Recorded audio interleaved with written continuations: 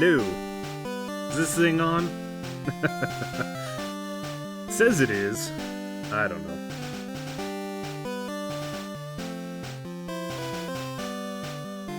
So, we are going to do a full playthrough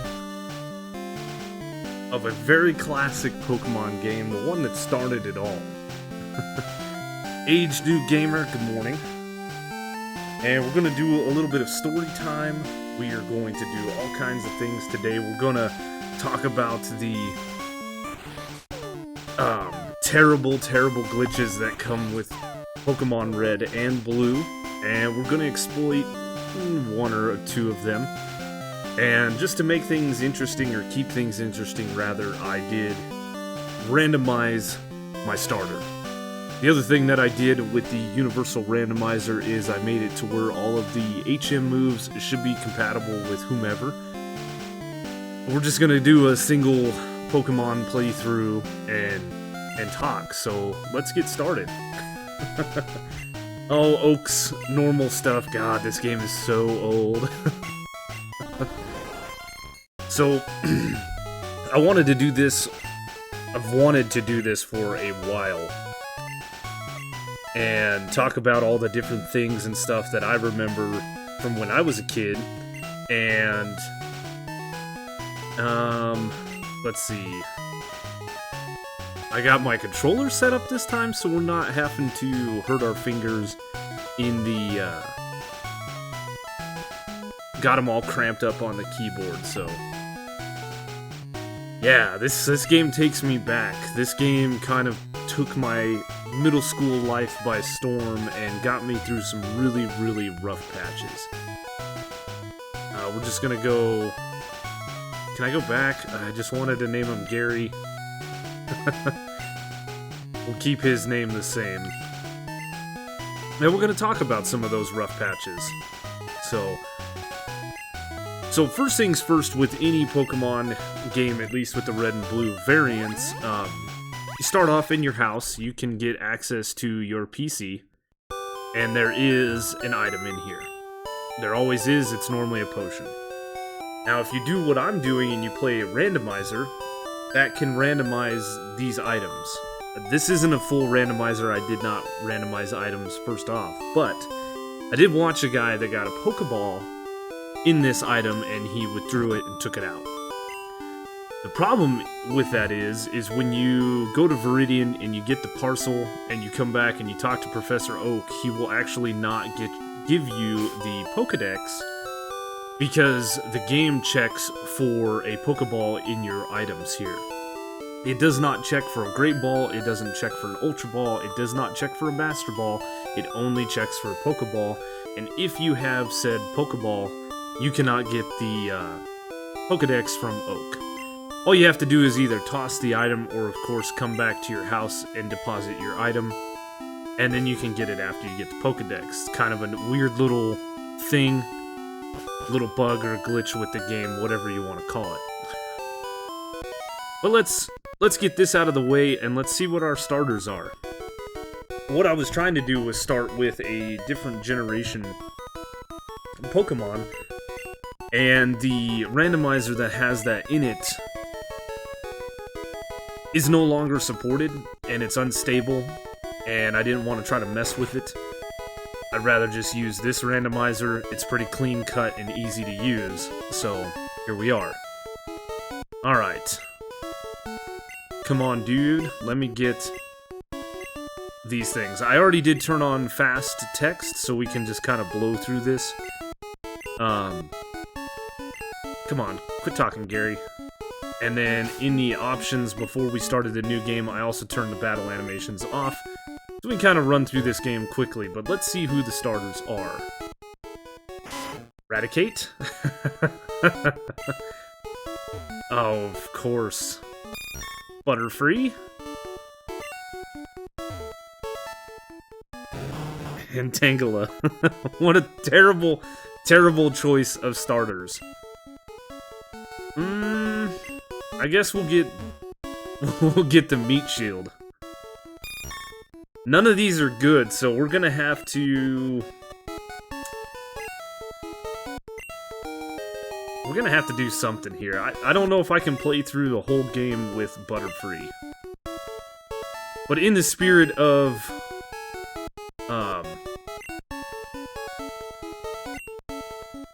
in the spirit of our Nuzlockes that we were doing, we are going to name this thing Meat Shield.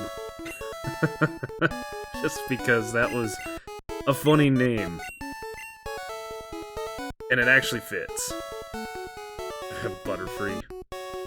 So yeah, that was kind of the only thing that we've done to the game that's weird, is we added this in, and like I said, all of the HMs are compatible. So let's fight Gary, and then we'll do our normal stuff. So as we progress through different towns and stuff, we will talk about the various glitches and problems with the game. We're not going to get into all of them, as some of them are just audio, but how did he get Bulbasaur?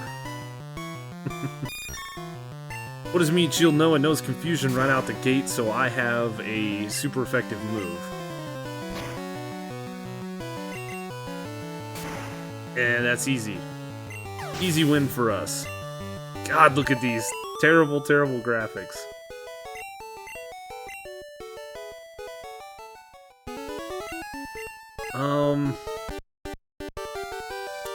Maybe if we can find a male Nidoran, we'll catch that and we'll run the game with the Nidoking. That's a really good one in Gen 1. As I said, nothing should be random outside of that. I thought that would be neat. Hello. And we should check this thing. But let's run from this battle. Stats. What do you got? Your bug flying, which is not great in Gen 1. 24 experience to level up. Okay. This guy gives us a potion. We might as well get that.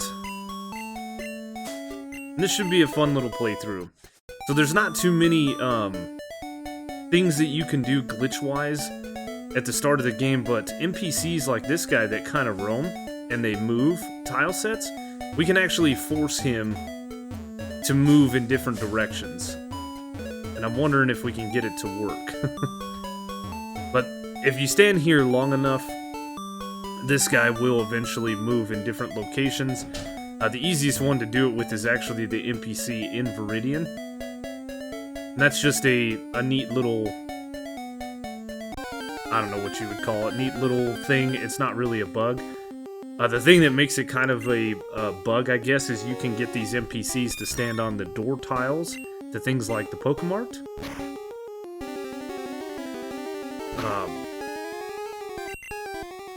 And they can't go in it like you can. Let's see. There's an NPC right here, normally? Yeah, that guy. We can get this guy to walk all the way down over to here, and eventually get him to stand on, like, this door tile here, whereas if we walk on it, we go inside the Pokemon Center, and that guy would not. Let me see something real quick. Settings, controller. Clear, refresh. Hey, you know what? It's fine. It's fine, it's fine. Let's get the parcel and then get out of here. I know Professor Oak. And then, honestly, from this point forward, we don't really have another bug or a glitch until Viridian Forest. So, let's get the Dex, and then we'll come back. Bad thing about an old school game like this is we also don't have access to the running shoes. That wasn't a thing yet. Held items aren't a thing. Berries aren't a thing. So, we're left to our own demise. Now, throughout the playthrough, we're going to talk about bugs and glitches and things like that, but if we were to play this game in a normal style playthrough, you wouldn't really notice a lot of them. But there are a ton. Thank you. Oh, here we go. We get the Pokedex.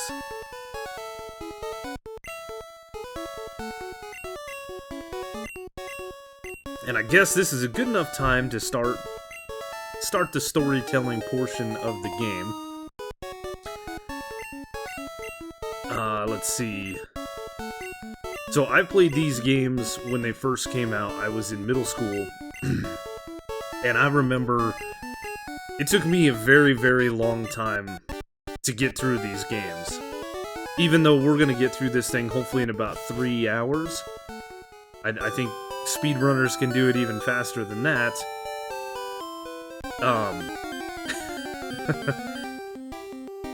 What do we got? Rat-tatata. Like, walking through Mount Moon at the very first time, it's a very linear dungeon, but as a child, I got lost quite easily. And as I said, these games got me through some pretty rough patches of my life. And I was in, what, 6th grade when these came out? So life was just kind of getting worse as time progressed. Did we get level 6? We did get level 6. Let's run from this. One of my earliest childhood memories, and it was long before these games came out, was actually living in Germany. I was the product of a military family. I think my biological mother and father both met in the Air Force, and then they divorced, and she remarried a guy that was in the Army. So, of course, he got stationed from South Carolina to Louisiana, and then from Louisiana to Germany for a few years. And when we first moved there, I was 3? Yeah, 3 or 4. And then he ended up getting stationed at Fort Carson in Colorado. That's how I ended up here. Been here ever since, and of course they did inevitably divorce. He wasn't the greatest individual to live with. As I said, my earliest childhood memory comes from my time living in Germany. And school there was a little different than it is over here in the States. Their cutoff date for going into, like, kindergarten was a lot different. Here, because of when we start school, it's typically like the middle of September, I think, is the cutoff date. If your birthday falls before that, then you can go to school. There it is. Oh, I don't have any Pokeballs. We'll come back. I want to catch that guy and run with the Nidoking for our playthrough. Over there, it was like Halloween was the cutoff for going to school. I really just need 1. But I should grab some more, so let's get 4 more. Oh, I don't know how to do that, but I'll get back to my story in just a second. But I think it's if you go all the way and beat Brock, and then go all the way back to Pallet Town. His aide, Professor Oak's aide, will actually give you some Pokeballs. That was a thing that was just recently brought to the public's eye, and when I saw the video on it, I was like, yeah, I actually knew it, but I didn't know it wasn't a known thing. And I know a lot of people will sit here and say, oh yeah, whatever, dude, like, you're just making up things. Obviously, I haven't made a big deal about it, but I remember me and my buddies playing this game quite extensively. I wish I'd have known that it wasn't a public known thing, and I could have maybe made a video on it. But like I said, the cutoff date for school over in Germany was the end of October, and my birthday falls towards the end of October, so I was actually 4 years old when I got into school. And kindergarten was very different over there as well. There was no half-day kindergarten or whatever. You went to school from the same time that the other kids went until they got out. You were in kind of your separate own little outbuilding. I do remember that. I think I'll kill it. So let's just throw a Pokeball at it. It's not, of course. Why would it get caught? And then, of course, it was a German school, but it was in a military town, if that makes any sense at all. So their rules were different and weird. We're not going to give a nickname to it. We should have, but let's train this thing up a little bit. Can I do a little skippy? Ooh, that's bad. Make this a little faster. Clear and tackle is all it knows. Yeah, we'll just make this a little bit faster as we talk, but like I said, the rules were a little bit different over there. They were a little more strict, and one of the weirdest things that I remember was they had specific times when individuals could use the restroom. One sec.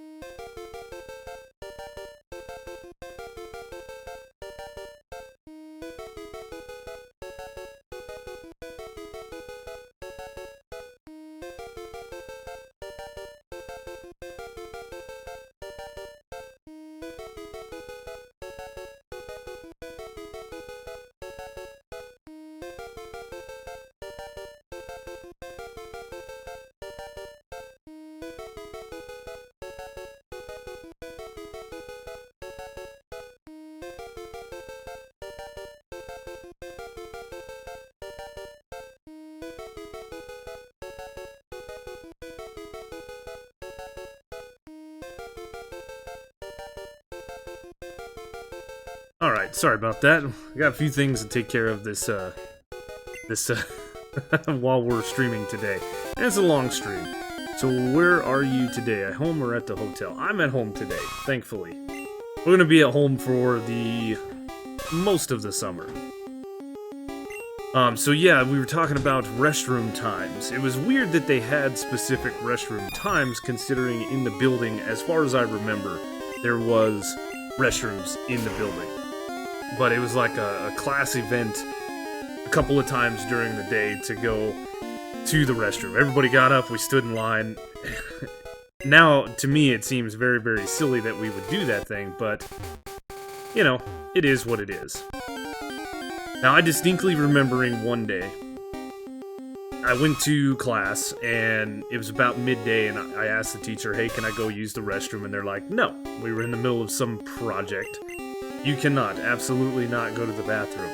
So, I remember trying to hold it for a long time. It was probably only 15-20 minutes, but I was young, and I had to go to the bathroom. So I remember standing up, sitting down, walking around, teachers yelling at me for not staying in place. And inevitably, I ended up at 4 years old, peeing my pants in class. And it was a very embarrassing thing, even at that young. We might actually be able to kill this thing with our Nidoron. Can we switch moves? We can. And, you go to a Catholic school? No, this was just a normal school in Germany. We've dropped defense a couple of times, so I'm gonna send out the meat shield to do some business. The weirdest thing is they must have had it happen before, because they acted like it was no big deal. I helped them clean up, obviously, my mess. The frame skip is so weird in this game. I'm gonna turn that off. And, they ended up giving me a new pair of pants and like a pair of underwear to wear. It was a really, really weird thing. We bagged up my stuff and we put it in my backpack. I went through the rest of the day, went home at night. I remember sitting down for supper at the table, and we were eating, and about halfway through, my stepdad looked over at my backpack and he says, "What is in your backpack? Why is it so big?" And I was like, "Oh, well, I had an accident at school."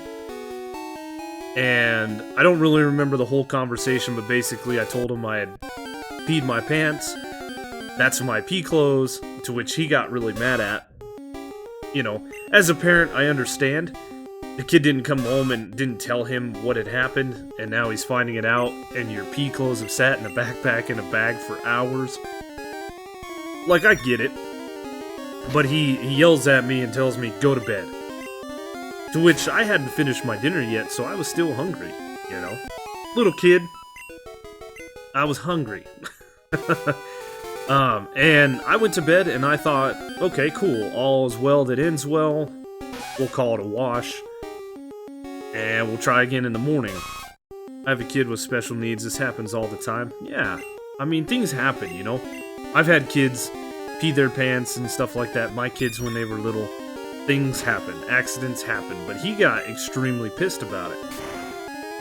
Now, I can't tell you exactly what time of day it happened, but it felt like it was 1 o'clock in the morning. This man came into my room and literally ripped me out of bed by one arm, threw me up against the wall, started yelling at me about pissing my pants, and proceeded to whoop my butt.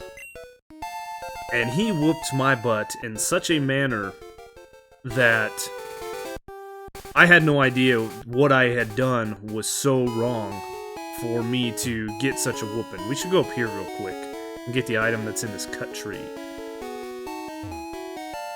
This is another potion. So this man literally had me up against the wall. I literally had my arms up against the wall like I was being arrested. And he is smacking me as hard as he can with his hand till he couldn't hit me anymore. He physically could not lift his arm to whip me. So the man pulled his belt off and finished my lashings that way. Now this is my earliest childhood memory. This man beat me because I peed my pants. And just for context, I've never peed my pants since that original time. But the next day going to school, like, I got up in the morning, I could tell that I was hurting, and we went about our day, we went to school, and obviously at the school they have, you know, desks and chairs and stuff like that, and they're not comfortable to sit in. And after I just received one heck of a butt whooping, I couldn't sit. It hurt to sit. So then the teacher's over there yelling at me, "Sit down," and I'm like, trying to sit down, and then I'm squirming in my chair and being slightly disruptive to the classroom. Nothing major in my opinion, but enough that if you were any teacher and seen a kid squirming like that, you'd be like, what is wrong with this kid? To the point where the teacher got mad at me and said, "Go see the principal." So I was escorted by another teacher to the principal, and the principal is asking me, you know, what's going on? And I'm like, well, I just, you know, can't. It kind of hurts to sit down. And they're like, why does it hurt to sit down? And at that point, I knew, I was 4 years old, but I knew that what he had done was wrong. But at the same time, that's my parent, that's my dad, whatever. I didn't want him to get in trouble, so I'm basically making up lies. And the principal at this whole time is watching me unable to sit down. So the principal, at that point, is obviously concerned. Something is going on. This kid can't sit down and won't tell why. You know, all the signs there of something happened. You know, you could go worst case scenario. Don't know. But this principal says, "I'll be right back." He walks out and he go gets another individual. And when those two people come back in, he's like, "Hey, little dude, turn around and pull your pants down." and even at 4 years old, I was like, no, I will not, absolutely. What is going on here? And I think he ended up getting the school counselor? I can't remember who it was, but inevitably I pulled my pants down and they saw black and blue handprints. And as I said, my stepdad was in the military, so the MPs ended up getting involved, the German police were there, it turned into a whole big old thing. And all he ended up doing was getting kind of a slap on the wrist saying, "Don't do that again." But this man beat me to the point where I couldn't sit for, I think it was like 2 or 3 days. All because I peed my pants. And that is my earliest childhood memory.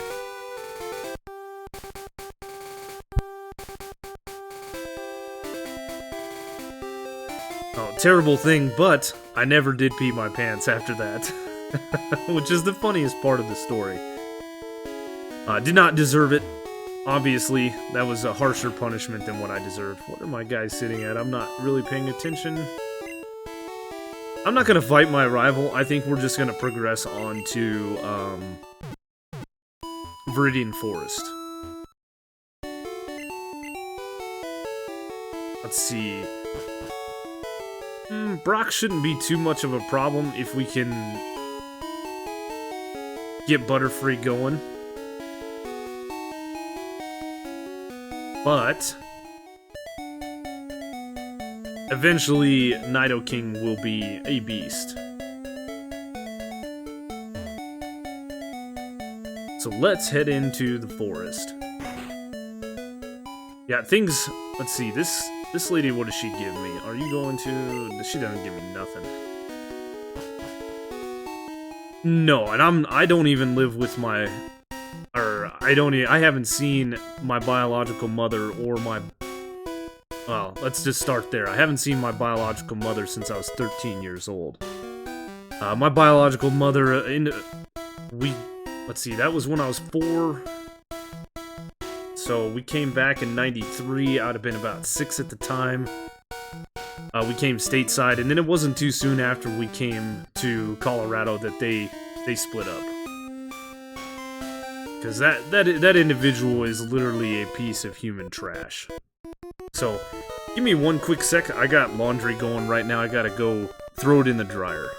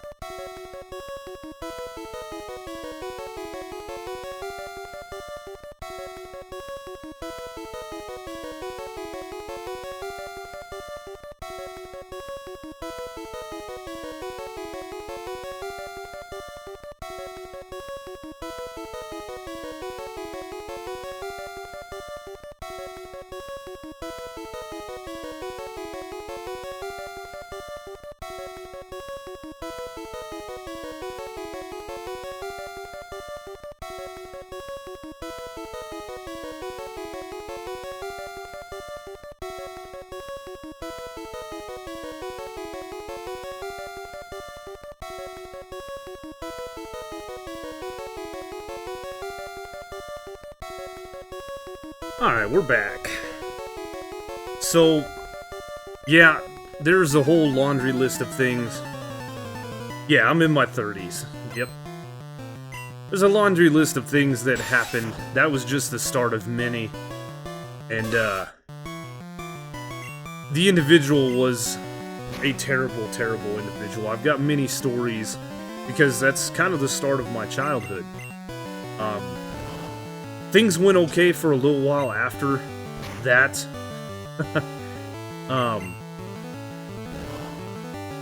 I think the next major incident, didn't involve me.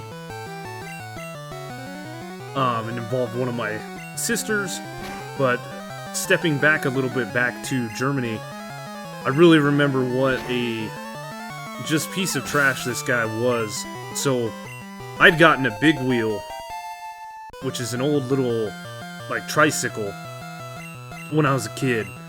And our school used to sit up on this giant hill. And then it was pretty cool, because behind the school was, like, this small little forest. We used to go back there picking blackberries. And I used to go hunting for bugs and spiders and stuff like that. It was really, really cool. But when I got that big wheel, I started taking it down that hill. And the hill would come down, and there would be a road at the bottom, and then across the road was our apartment that we lived at. And I'm sorry, not him, but me, I would cruise down that hill and then kind of like skid to a stop in the parking lot before I reached the road. And it was a really, really fun time, but my little sister decided to follow me on her plastic tricycle that wasn't a big wheel. And when she hit the bottom of the hill, she went over and landed on the road on her chin. And she still got a real nasty scar on the bottom of her chin from it. Ooh, horn attack, nice. But I remember her crying, you know, screaming bloody murder, thought she had died. And we went back to the house, and this dude used to keep like a coffee can of lava soap. Oh, get out of here with your trial has expired crap. And he, I remember she had a lot of gravel and stuff in her chin, so he was washing it out and then decided to use that lava soap to clean it out. So he's over there just scrubbing the bottom of her chin for everything he's worth. And I remember her letting out the most blood-curdling scream I've ever heard. Ugh. And he did not let up. But, what else? Whilst we were in Germany, I ended up getting myself a regular bike, you know, a year or so after all these events. And he was teaching me how to ride it. And we got it. Or eventually got it. I got a funny story about me learning to ride a bike. But the way the apartments worked in Germany was the first floor, you had to go up a little bit, so the balcony was a few feet off the ground. I don't know exactly how many, but it was enough that, like, someone my size at 5 years old, 6 years old, could get underneath it. And I remember starting at, like, the top of the street, and he did the whole holding on to my seat, running with me, and then he let me go. And I was figuring it out, doing pretty good. Let's save some of the horn attack for other mons. This guy is just gonna be a pain to kill, but we're gonna get some good experience from it. And then I kind of lost control of the bike, and I remember going underneath that balcony to the point where if I wouldn't have ducked, I swear it would have taken my head off, and I crashed into the window to the basement, and I think I actually, like, cracked the window or something like that. I got my butt whooped for that one. Nowhere near as bad as when I peed my pants. But it wasn't too soon after that I got pretty good riding a bike. And I remember, here's the funny story, I remember this was a while after that. I was feeling pretty good. I went up the street, and I went down towards one of the other apartments where my buddy was at, and I wrecked the bike, and, you know, no big deal, I got back on the bike. And then, you know, you got your front brakes and you got your back brakes, and he always told me don't hit the front brake, hit the back brake, or hit both at the same time, and I always wondered why. And so I was cruising pretty good one time, and I hit the front brakes, and, like, the whole bike kind of lifted up and scared the crap out of me. And then I can't remember why I ended up doing this, but I was like, well, what happens if I were to put my feet there to slow the bike down? And I ended up sticking my foot in the spoke of the front of the bicycle, and of course that stopped the bike immediately, almost broke my toe. I flew over the handlebars and learned a lesson, a very valuable lesson of why not to stick anything in the front spokes of a bicycle. I remember hitting the ground just, ooh, and couldn't breathe, and mildly embarrassed. It was a pretty dumb move on my part.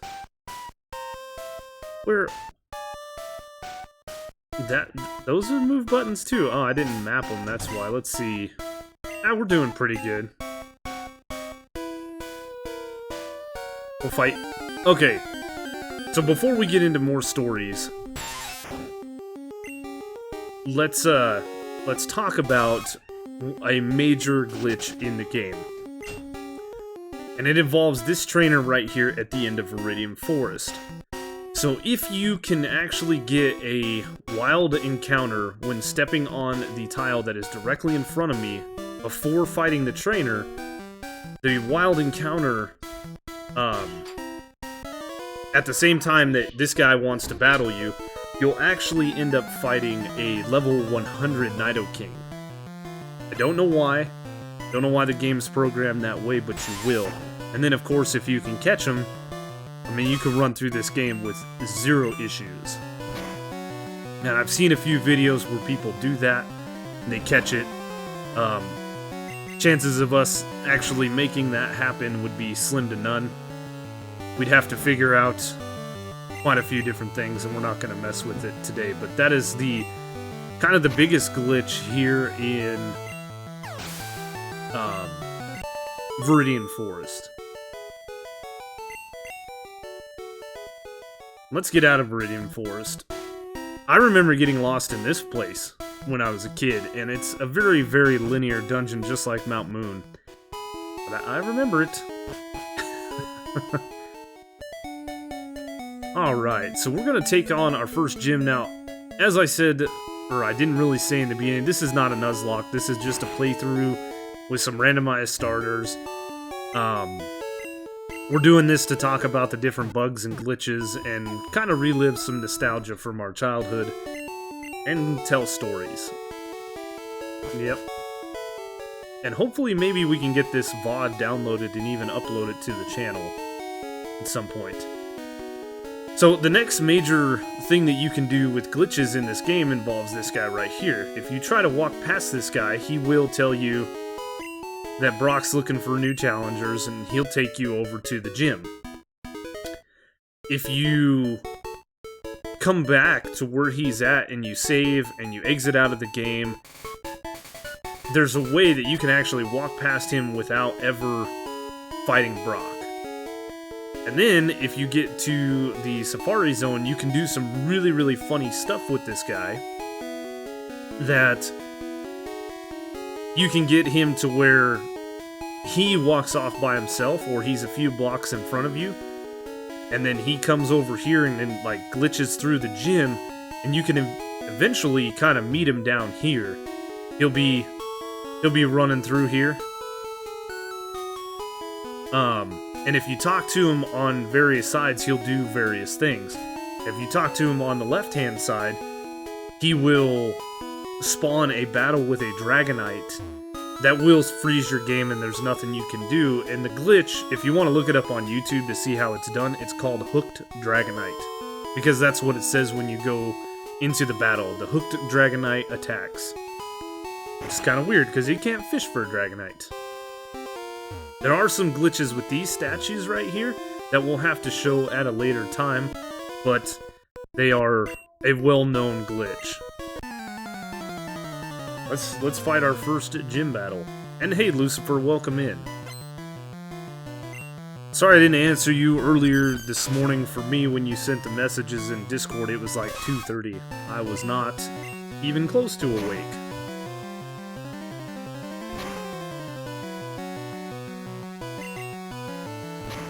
Now, we're probably not going to be able to beat Brock with our team, but that's okay.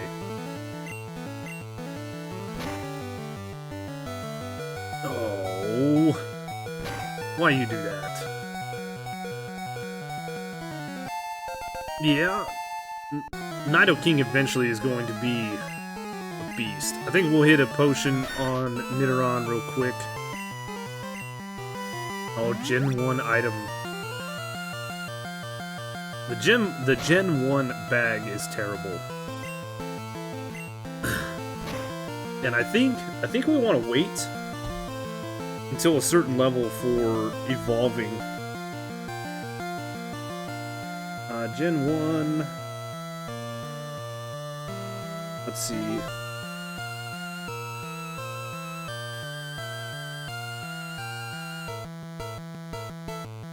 Oh, he's hitting me with some sand attacks? Of course, that's going to be the end of it.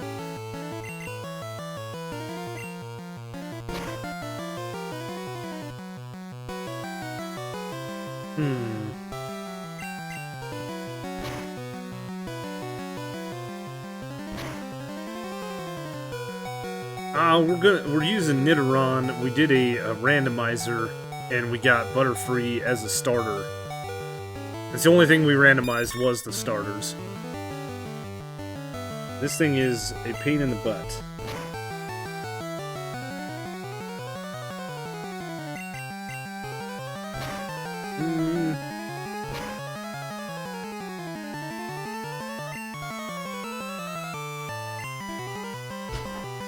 Oh my goodness.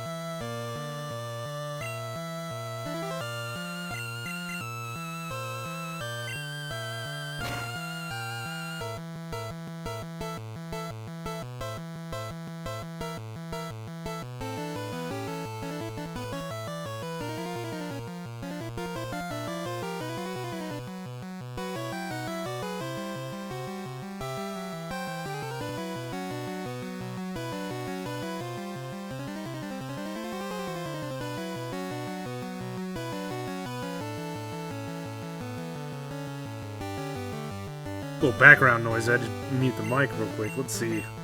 Item him so we don't lose out. The sand attack is quite annoying from the Sandshrew. But Sandshrew is not that great. This is the only thing it has.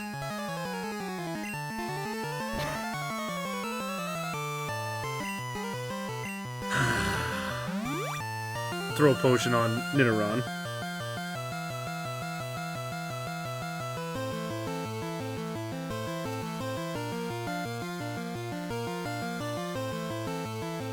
Just in case. No, he's not gonna kill me.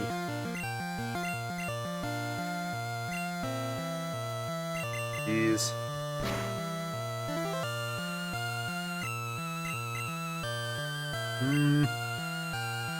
Come on.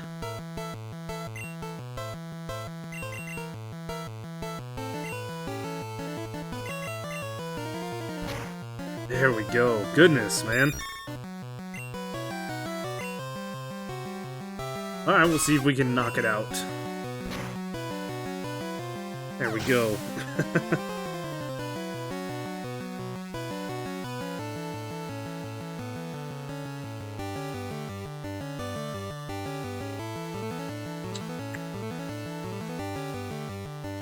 Alright.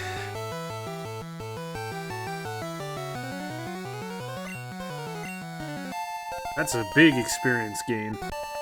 Now, I was looking at when we should evolve the Nidorino into Nidoking. It will learn some decent moves, but 23 is about the best level to evolve them. The only bad thing is we'll have a weakness to water with Nidoking by the time we get to Misty. But it might not matter. We might be leveled far enough with using one single Mon through the playthrough. Which is something you can do in these earlier generations, like Gen 1 and 2. I think you can do it even in Gen 3. You don't really need a team of 6 to beat the game. So let's go throw ourselves at Brock. I really don't know how well this is gonna go. Probably terribly. He's got a Geodude and an Onix. I don't think in this game his Onix is that challenging. It's just, you know, rock type, so it's got a decent defense, so it's going to take a while for us to take it out. Look at that ugly Gen 1 sprite. Ooh. Should we leer it a couple times? Maybe gets...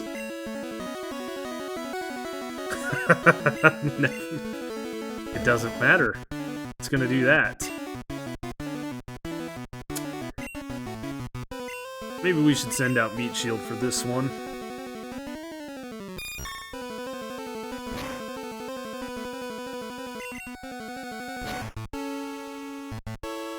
Oh, yeah, this is gonna be a fun battle. So...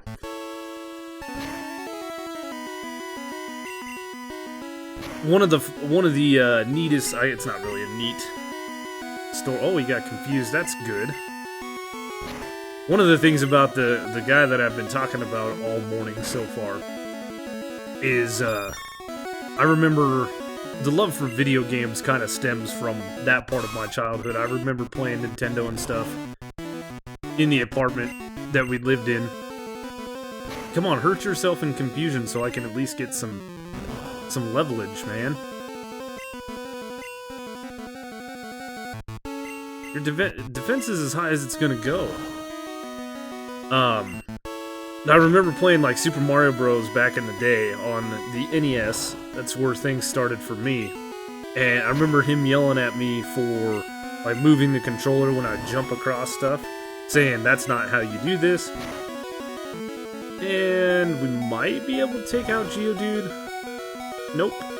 Yes, use Defense Curl. Now we'll get some experience nonetheless. We'll just throw ourselves at it till we beat it.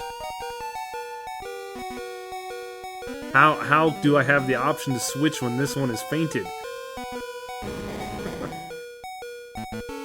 There's no real reason to use a potion. Oh, you're gonna give me the luxury of being able to do that, huh?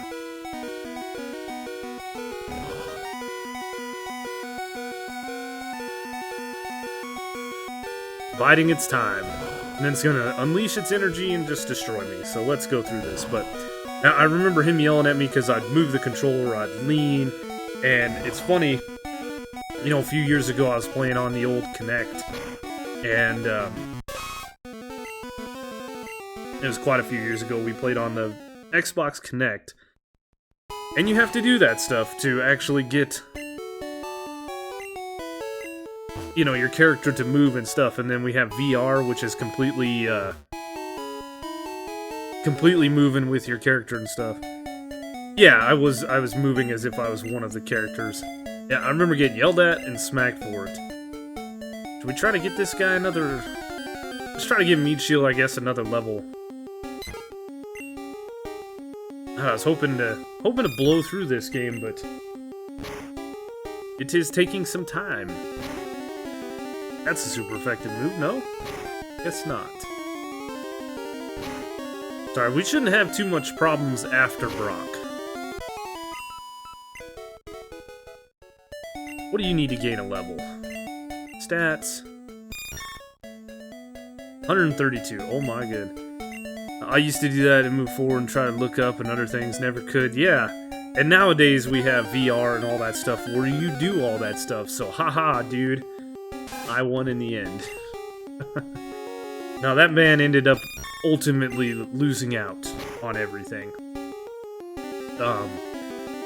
After we moved stateside, we lived in a house. This pretty decent little house.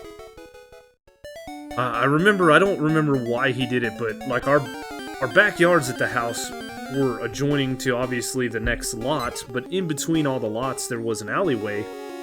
And for whatever reason, this man decided to tear the fence down and then close off the alleyway to extend the backyard longer, which I honestly think you can't do, or you're not supposed to do. But I remember playing in the backyard one day, and let's see. These kids popped their heads over the fence. So I, you know, wandered over to them thinking, what's this? What's going on here? And they pulled out a BB gun and shot me with a BB gun right above the eye. I was young. I was only in like 2nd grade when that happened, so of course I was crying. It hurt. Run back inside. They come running, both my parents. What's going on? What's going on? And I'm like, these damn kids over here shot me. To which this guy went, what did you just say? And I said, these damn kids shot me. And that man ripped me by the arm. I was still in tears, still in pain. Pulled me over to the refrigerator, pulled out a bottle of Tabasco sauce, and just dumped that bottle down my throat because I cussed. And it was one of the few times that I remember my biological mom actually stepping up and doing something that a mother should do for her child in the ways of protecting them. Because she, after the incident, now I'm crying from the shot to the face, and because my mouth is absolutely on fire. She took me up once he went outside to do whatever he was doing and got some sour cream and was feeding me spoonfuls of it to try to help the burn. And, yeah, one of the few times she actually did that. And spicy food nowadays, I don't do spicy that well because of that incident. And then I also have a chronic problem with heartburn, which stems from that. So,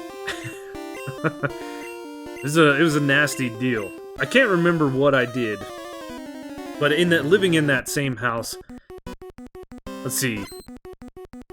I remember I used to walk to school a lot. I remember I got attacked by a dog walking to school, to which that ended up being like my fault, to where I got in trouble for it. Oh my goodness, we're gonna die. I actually have a scar on the inside of one of my legs where the dog got me. It's my fault, honestly, now that I'm an adult and I have my own animals and stuff like that. I went to walk up to this house to get my buddy or whatever for school. And when I walked up to the house, his dog had gotten out and it was sitting on the front porch. And it was just literally protecting its territory. And I walked up to the dog and it growled at me and it put its hackles up and I should have known better and just walked away from it. But, you know, I was a kid. My so-called mother saw a newer man was hitting and beat me. Jack about it. Later, she didn't know. No, he did, which is a lie. I wasn't bit, but the dog did tackle me down, and he got a hold of my leg and got some claw marks in me. And then I managed to get away and ran faster than I've ever run in my entire life. At least that's the way I remember it. He did not bite me, and it was no big deal, but again, like I said, I cannot remember what I did to piss this man off. But one day, I was just not allowed to eat anymore. And, like, he didn't let me have breakfast, he didn't let me have dinner, he didn't let me have breakfast the next day. And I remember sitting out in the garage, and we had a big old bag of dog food, because we had a dog at the time. One sec.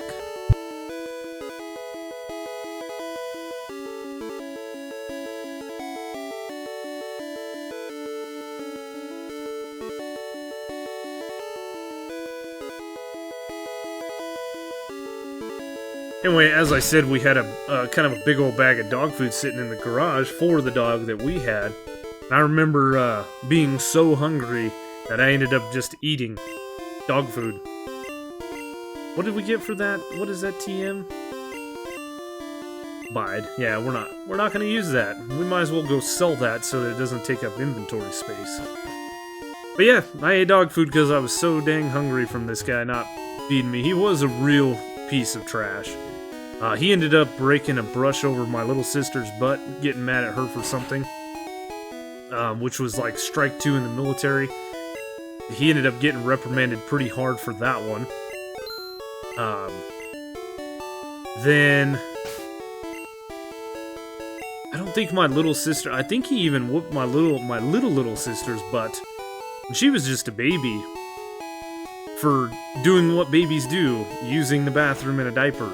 And he was sitting there with a gas mask on to change her, and then she was flailing about, so he ended up whooping her, and your mom didn't give me food. Nope. My mom stood behind him, I'll give her that.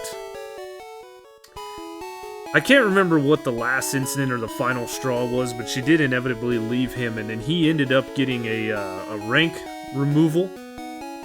In the military, he went from like an E6 to an E5 or something like that, and he ended up getting a dishonorable discharge from the military. Oh, that's what it was. He ended up beating the crap out of her. And, yeah, we left, and we moved into an apartment to which we lived in for many, many years after that. My mom, at that point, that's when she kind of went downhill, started drinking just extremely heavy.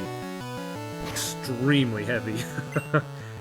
And, you know, this game right here was my escape from that reality. That life wasn't great. Most of my middle school, I honestly didn't know where my next meal was coming from. I had to kind of hoard food and ration my food out from... Luckily, I was on free lunch, the free breakfast and lunch program. So I'd go to the school and get some breakfast, and then lunch. It was pretty funny. So my name was the name, and there was another kid in the school that had a very similar name, and even a similar last name, where literally there was one letter difference.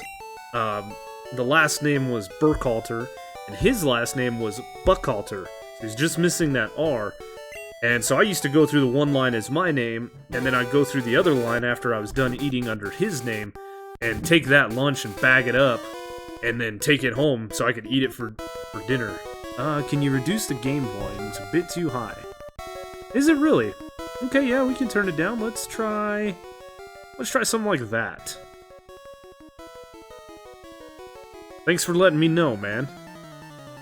I can hear the game volume in my ears, but it's not what you guys can hear. Let's make sure the microphone's all the way up. It is good. So yeah, I used to have to hoard food, and if it wasn't for that free and reduced lunch program, I would have never had the food that got me through the normal weeks. Weekends were rough. We used to go to different friends' houses and stuff like that, and Oh, we learned Poison Sting. Whoop-de-doo. We'd go into, like, their pantry and find a can of tuna fish, you know, sitting in the way, way back that nobody wanted to eat. And that would be my meal for the whole weekend. It was terrible. The best thing that my biological mother ever did do was she did go down and get on Section 8 housing, which took her rent from $600 a month to like $60 a month. And then what she did that was actually intelligent is she didn't work very much, but she worked enough to claim taxes, and then being a single woman with 3 kids, you know, she'd get a pretty decent tax return. She'd take that tax return and she would buy a year's worth of a roof over our head. And then she would buy some food at that point, and we'd have some groceries for a while, but then it just kind of petered off, and then she'd go drink the rest of the money away. It was a pretty standard routine. After the money ran out so she couldn't drink anymore, she'd get a job for about a month or so to get a few paychecks rolling, drink that till her heart's content, get ran off of that job, move to the next one, rinse, repeat, and eventually it led to... well, that didn't really lead to nothing. It was the fact that she would bring certain undesirables home with her, and then they would end up getting into some kind of fight to where the authorities were called by the neighbors. And so many times of that happening with children in the house, the Department of Human Services is going to get involved. And that's what ended up happening. They got involved and didn't like what they saw. And yeah, eventually we were removed from the situation. I think one more level and this bad boy will evolve. And we're going to fight all these trainers. We're going to run through Mount Moon too, fighting everybody we can. Get as high leveled as we can. Yeah. So, like I said, my escape from that kind of world and all of these things, and just it was a rough time when I was a child, was playing these games. So they hold such a nostalgic value. When we did do our Nuzlocke challenge, though, this isn't a great game to run through. Graphics are terrible, there's so many bugs and glitches and things, and the Fire Red and Leaf Green remakes are decent games. That's why we didn't play these. But I should have. We're gonna play this one, though. And one of these days, when we get a chance, we'll probably run through Gen 2 the same way.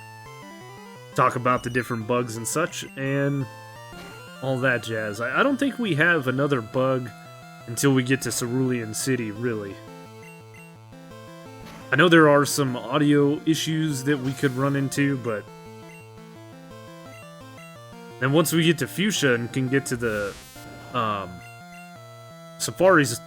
excuse me, the Safari Zone, that is where a lot of this game can be broken. Alright, level? Yeah. There we go. Yep. Evolution time.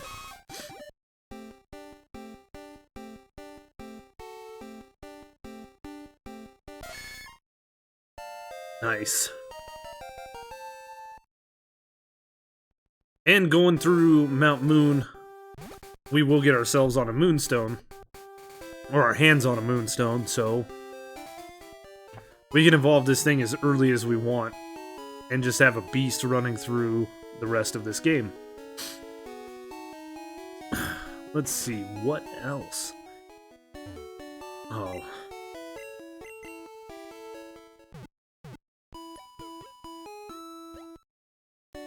How long? We've been an hour? Man, time flies when you're having fun. I didn't put it in the title, but I do want to go through the entirety of this game in one sit down. And then we're going to do some editing of some videos today and try to get a couple uploaded. I think would be a good idea. Got a few other things I got to do today as well, but... oh, I got to record a Truly Bedrock video. I need to get that going as well. Eh. Look at that sprite. Ugh. Ooh, and that back sprite is terrible.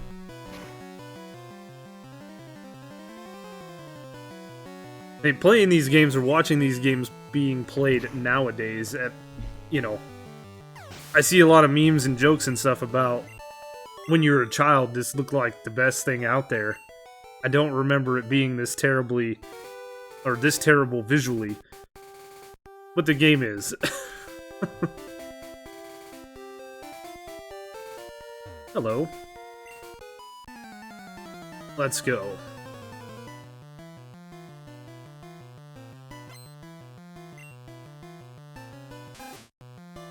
Interestingly enough, also in Gen 1, we didn't really talk about it, but as far as male-female Pokemon, there are none, because this game didn't have breeding. That's why Gen 2, I think, is revered as such a great game, because it added so many new things to the Pokemon games, as well as being both Johto and Kanto. You know, there was just so much content. And so many additions that have been throughout the rest of the series.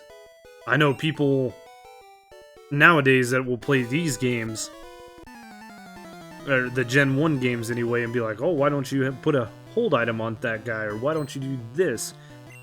It wasn't a thing. Not until Gen 2.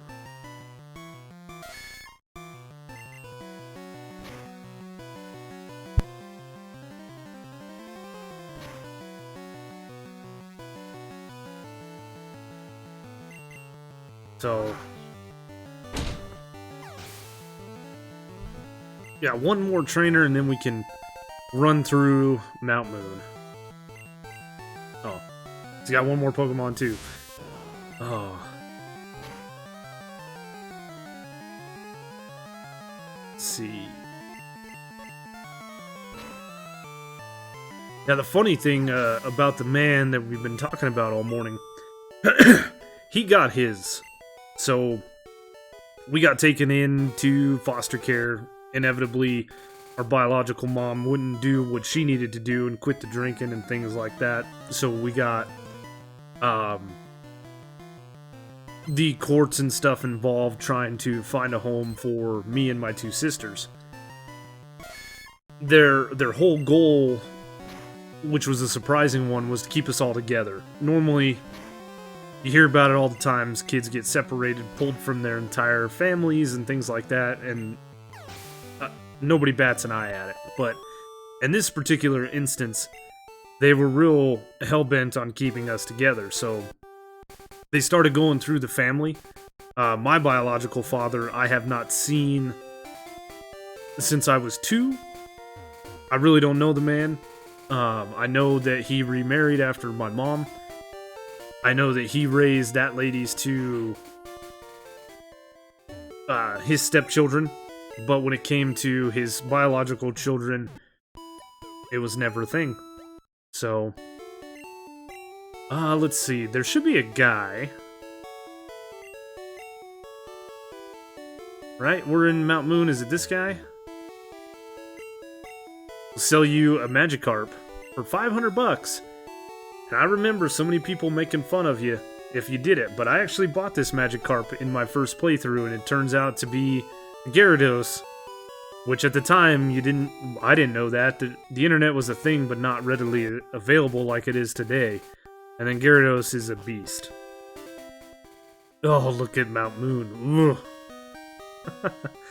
But nonetheless, as I was saying, the guy, he didn't want to take on, a kid that wasn't his own, because there's 3 of us.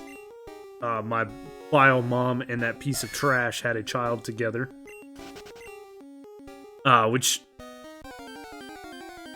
So he said no, and then that guy, the guy we've been talking about, look at Zubat. What a terrible sprite. He told the courts flat out. My folks ended up telling me this. The people that adopted me, that I call my folks, they ended up telling me, well, that's a rare find, a fairy. That he stood up in court and told the judge that, well, I guess I'll take them all. I can find a home for the 2 older ones. Or he said, and I quote, I'll take the little one, and I guess I can find a home for the other two. Such an amazing human being. Oh. But after all that was said, see, that stuff happened in court, and I was not privy to that information until I was 18, and my folks ended up giving me all the court paperwork and stuff that involved me. So I learned and heard about all that stuff. But I was 14 at the time, and the time had come. They couldn't find a single family member to take on 3 kids, which to a degree I understand. 3 children, that's a lot of money. That's a lot of mouths to feed. I get it. I truly do. But at the same time, it's family, right? You're supposed to band together, you know, pool your resources, pull your money, whatever you gotta do, pool it all together, and do what's right for your family. But that's not what happened, so... Anyway, 14 years old, we're sitting at the foster care agency. The adoption thing is going through. Family members, I guess, they gave them a chance to swing on by and say goodbye. So this man showed up and basically was saying goodbye to my little sister. He could not care less about me and my other sister. So I do remember, though, him saying, you know, good luck, here's a CD. And he handed me the CD, and I was extremely pissed. Like, I endured so much with that man. I endured... What is this TM? Water gun. We can teach Knit a Rhino. Water gun. I know it can learn surf. Interesting. But I endured so much with this man. Beatings. Some of my earliest childhood memories are from this man and his abuse. And my consolation prize for that is a CD. Now, to be fair, it was a Days of the New album. If you don't know the band Days of the New, it's a 90s rock band, and they had 2 like self-titled albums. I think the lead singer went on to be a part of the band called Tantric, and it's a decent band, and that's a really good CD. But really, that's my consolation prize. I took these constant beatings, and all I got was this CD. So at 14 years old, rage swelled up inside of me. And I took that CD and I winged it at the guy as hard as I could. Hit him in the side of the head. And then I proceeded to jump on top of that man and hit him as hard as I could, as much as I could.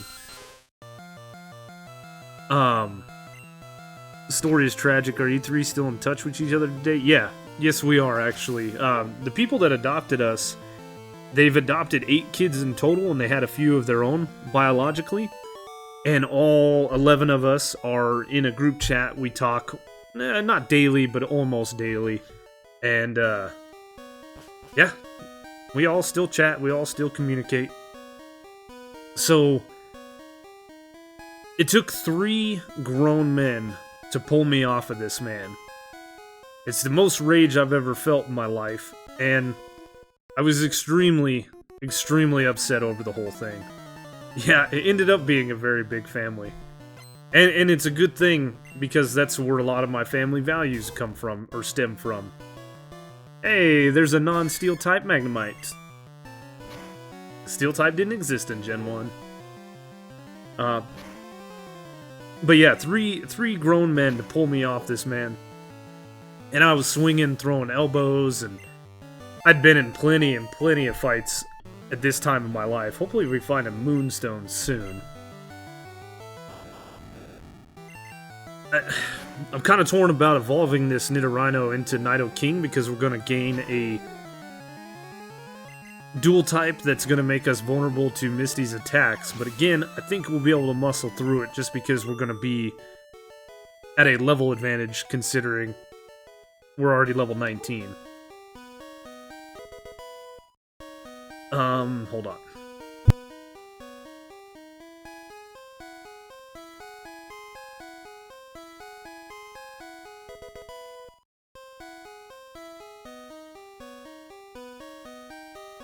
Sorry. I kept pressing buttons even though I wasn't talking. Yeah, my dogs are coming in.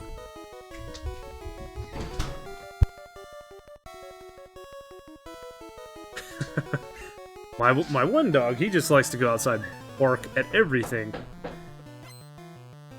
So anyway, after this whole incident and they got me off of him, I have 2 dogs, as a matter of fact. I was still enraged. Bye-bye. See you later. My kid that just graduated is going to spend some time with his dad today for a graduation gift. He got a new computer as a graduation gift, as a matter of fact. It's pretty neat. Anyway, the therapist pulled me inside, because that's the one thing that you have to do. As soon as you go into foster care, you have to go to therapy. It's a given, you know, everybody that comes in for a reason. So they're gonna try to fix, quote-unquote, fix the problems. And, therapist pulls me inside and is like, you are a very angry child, you need anger management. And I'm like, this is the culmination of the first, 7 years of my life living with this man, all welled up into one moment. I know why I lost my temper. I know exactly what led up to it. I don't need anger management. I did not handle myself correctly in this situation. Sure, oh my god, look at that Oddish. Looks like he's got a beak. But you gotta give me the benefit of the doubt. The man had that coming to him. Especially after the stories that I told. But they still didn't like it. They put me into a 16-week or something, 15-week anger management class, to which I had to tell them the whole reason I was there, and I explained it to them. Which was quite funny, because after I explained it to him and I gave the reasoning of why I attacked this individual and what led up to it and all that stuff, the lady is like, well, you're angry, sure, but you're angry in a justifiable way. Because that was my whole stitch. I was like, so you guys are telling me it's not okay to be angry? You can be angry. You can have a vast, pool of emotions. It's how you handle yourself, and though I didn't handle myself correctly, I was justified in my actions nonetheless. Which the therapist at the anger management thing was like, yeah, absolutely you were. And I'm like, cool, I'm glad we're on the same page. So does that mean you can just sign some papers and I can get on out of here? And not waste, some time? And they're like, absolutely not. You will be coming every week. Which just made me more mad. I'm like, really? Can't believe it. That was the last time I ever saw or spoke to that man, though. He was, not the best individual growing up. Terrible, terrible father. Oh, but it's all good now. My folks took me in. They took us in. They raised us as their own. Got me through high school. Got me to where I'm at today. As a matter of fact, they were over at my house yesterday, or they were at the graduation watching the kid graduate, so it all ended well. It's a pain, though. But the thing I disliked most about all the therapies that we had to go through is live through some of these circumstances, and there's a lot more that I went through than just these couple of incidences. You go through them, you live through them, you deal with them in your own way, especially at a young age, You're not taught how to deal with it. Then you go to therapy and they're like, okay, we're gonna bring all this stuff up and we're gonna show you how to deal with it. So that you can be constructive instead of, deconstructive or explosive or whatever the case may be. And that's all fine and well, and the intentions of these individuals seem pure enough, but they're also paid by the appointment. So you're sitting in an hour and a half therapy session, you're bringing up all these old memories and stuff, and then they're like, okay, see you next week. And it's like, you brought all this crap up that I've dealt with in the past, and then you're gonna teach me how to deal with it in the proper way, so you say. And then you just kind of feed me to the wolves. That used to really frustrate me. Like, let's bring up something and let's figure it out, and then we'll go from there. And if we run over time, like, just charge 2 hours instead of an hour and a half or whatever. Whatever, you know? Oh, all that matters is you're happy today. That's it. Yeah. Yeah. I still have my moments, sure. You know, that stuff heavily impacted me. From the earliest childhood memories up until the time I was a teenager. So even though I'm twice as old as I was then, now, it still impacted almost half of my life that I've lived thus far. So we still have some times where we're like, well, could have handled that better. But it is what it is. And the biggest difference is I have 5 kids. 3 of them are stepkids. They're my wife's kids. I've been in their lives for the better part of 10 years now. They were very young. The oldest one was in 5th grade when we met. And I have... There we go, Moonstone. Perfect. I've been a major part of their life, and they're just as much my kids as my 2 biological kids. I treat them no different. And as I said, going through what I went through, it's amazing.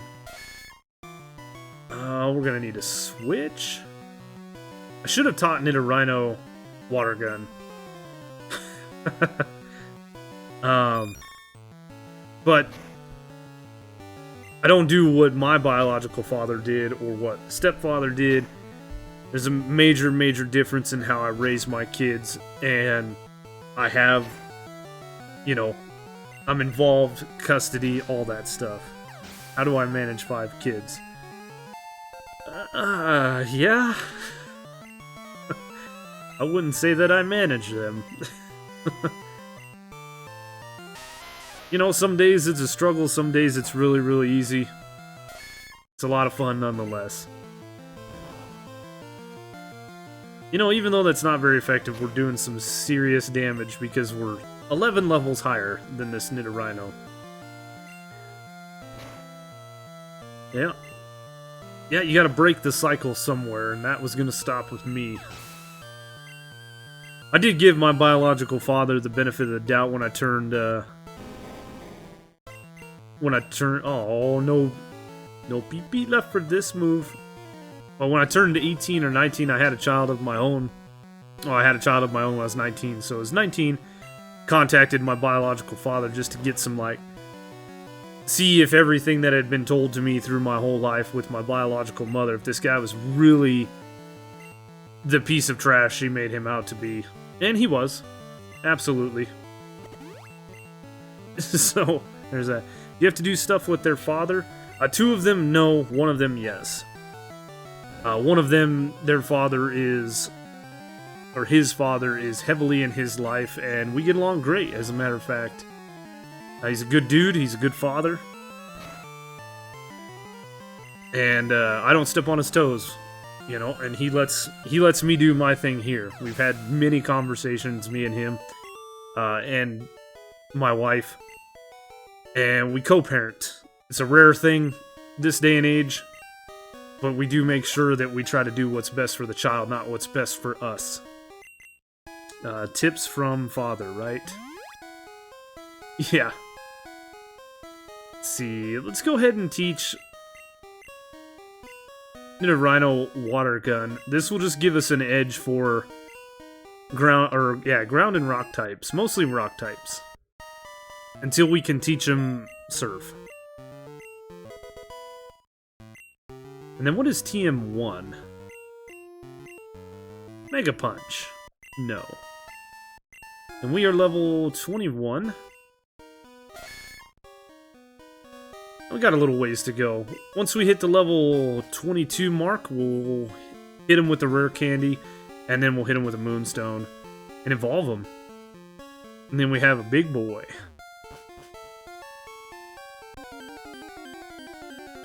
But all in all, it's going pretty good. We've gotten two to graduate, so that's a pretty good achievement. And we'll go from here. Yeah, the one kid that just actually left with his father to go spend, you know, some time with him, he's been absentee for a lot of the child's life, and he knows the mistakes that he's made, and he's trying to atone for those, but he stayed out of the way. As a matter of fact, years and years ago when the child was little, he came up to visit him, and that was when he was first trying to make the steps back into the kid's life. You know, he took me aside and actually shook my hand and thanked me for doing all the things that he didn't do and being the father that the kid deserved. And so, you know, that takes a lot for an individual to step up and say those kinds of things to another man. You know, admitting you're wrong and seeing the errors of your ways. And all I told him was, you know, you made mistakes, man. You're trying to make it right. Don't mess it up again. You know, he wants you in his life, be in his life.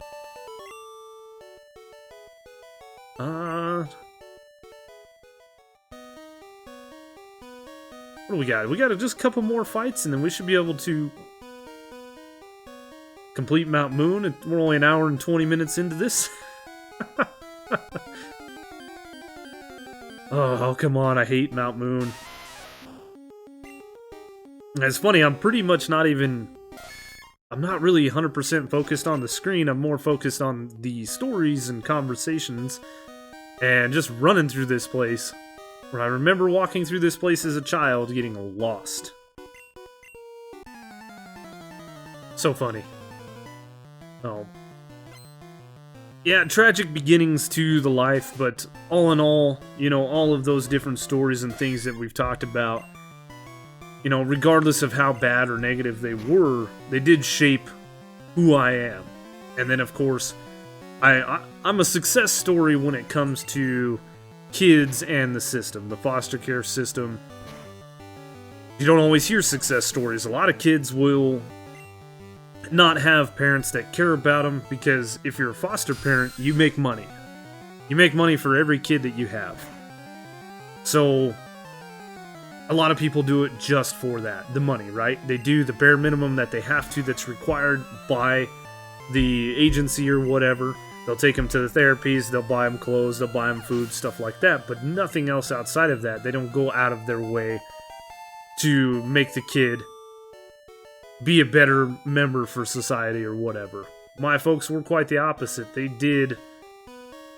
raised as if we were their own children. Focus energy. We don't want to learn focus energy. Focus energy is supposed to increase your critical hit chance, but it actually lowers. Same thing with a dire hit. It's supposed to increase the chances of a critical hit, and it doesn't. It actually lowers it in Gen 1. That's a neat little bug. There he is. Big boy. Look at that thing. Do-do-do-do-do-do-do. Trying to learn Thrash. Oh, yeah. This move has a base damage of 120. It does cause confusion, but we can do some serious damage with that thing. Let's grab the other Moonstone. Let's go fight the Super Nerd. We'll get our fossil and get out of here. I don't play Pokemon Go. I did when it first came out. It was quite nostalgic playing kind of a Gen 1. You know, it started out with only Gen 1 Pokemon and stuff. Like I said, it was quite nostalgic. Me and my kids used to go on quite a few walks and stuff, hatching eggs and doing that kinds of stuff, but it kind of fizzled out, and then I didn't play it for a while.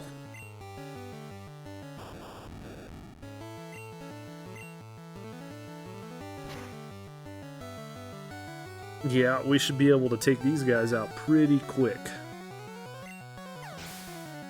So I haven't picked it up since before it updated to add other Pokemon outside of Gen 1. We just we stick to these games.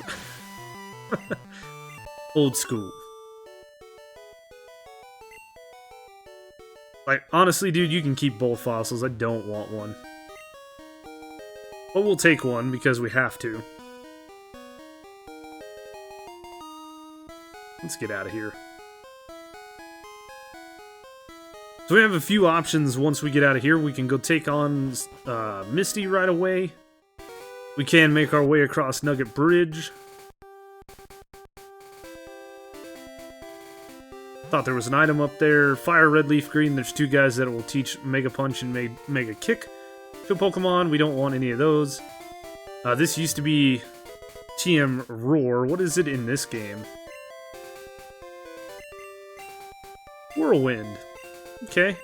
Similar. We'll sell those at the Pokemart. We don't really need Mega Punch or any of those. Perfect. Here we are. Beautiful Cerulean City. Let's go heal up our Mons. I don't know what I should do. We have an Idle King now that's a little weak to water. But we should be able to destroy Misty if we go to the Nugget Bridge first. Now it works good only in some countries. You can't win most good raids, and most countries are very... or there's less people in the area that play and want to raid too. Oh, I see. Okay. Yeah. It's not one that I play because I just don't have the time to go wandering around anymore. Let's go Nugget Bridge. We gotta fight our rival. Let's go fight him, then do the Nugget Bridge stuff. Go see Bill. I think there's a rare candy out here as well. And then we'll... there it is.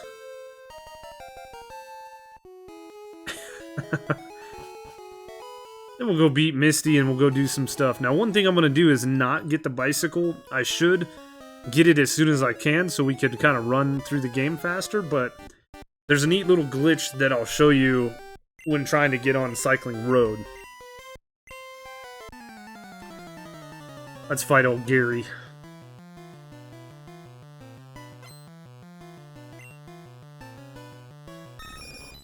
Look at that. Chunky boy. The sprites for these Pokemon have come a long way from what they used to be.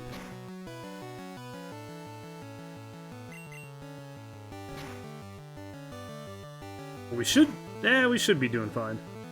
I won't tell you to play Pokemon Go unless there are many people in your area that play too. Unless you're just gonna run around doing nothing. Yeah, my kid plays it, but that's about the only one I know. And it's not very often.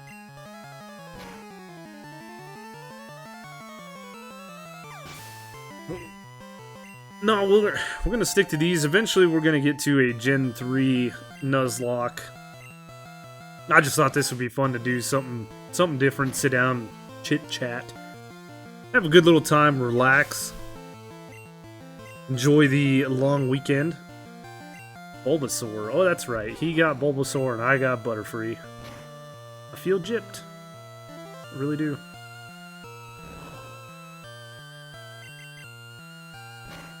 Technically, Vine Whip should be neutral damage.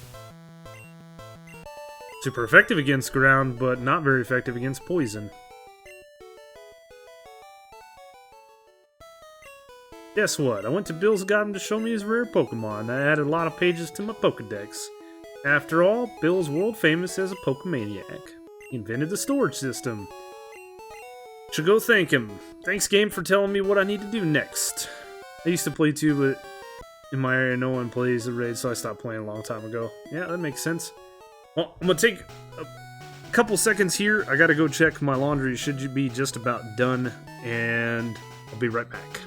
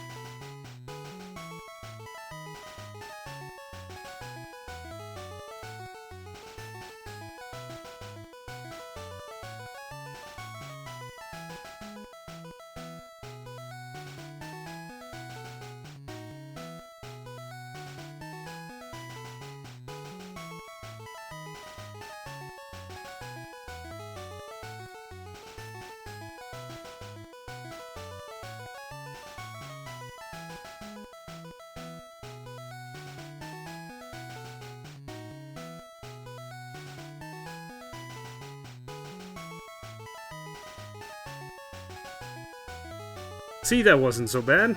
We're back. Alright, let's go up Nugget Bridge. Hour and 33. Ugh. We gotta get sped up here. It shouldn't be too bad because we're only using the one Pokemon through our playthrough. We're not gonna battle all the trainers on the SSN. We can skip, for the most part, the Rocket Hideout. We don't have to do most of the Silph-Co, unless we really want to. So we should be able to eat up some time there.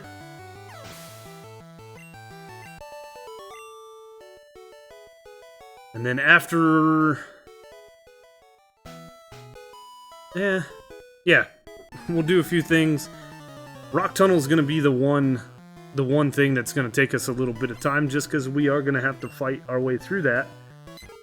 And, so I said at the beginning of this that we set it to where everybody can learn all the HMs. I need Butterfree with me so that it can learn 4 of the HMs, and there are 5 in Gen 1. We're probably going to teach Nidoking Surf, just to have a move to get things like rock types. And then Butterfree's gonna learn the rest of them. And I did that so I could just catch a Pokemon. I didn't have to have a full team and catch, you know, an HM Slave and, you know, like a Farfetch'd that could learn Cut and Fly, and then I'd have to catch another one that could learn Flash, and so on and so forth. And we are going to use Flash to get through Rock Tunnel, because you'll see that unlike the Gen 3 remake of Fire Red and Leaf Green, it's dark in Rock Tunnel. In the Fire Red and Leaf Green, you actually have a little bit of light around your character, so you could navigate Rock Tunnel okay. But in this game, it's completely dark. Look at that. Just mowing these fools down. Ooh, level 25. I should go ahead and hit the rare candy to throw him to level 26. Since we just gained a level. Might as well use it. Really, we should save him till the end of the game so we could be at a higher level when we go take on the Elite Four. And honestly, the only trainer in the Elite Four that's going to give me any fits is going to be Lorelei, her Dugong, and her Lapras. Because they know Ice-type moves, which I'm weak against, but it should be alright.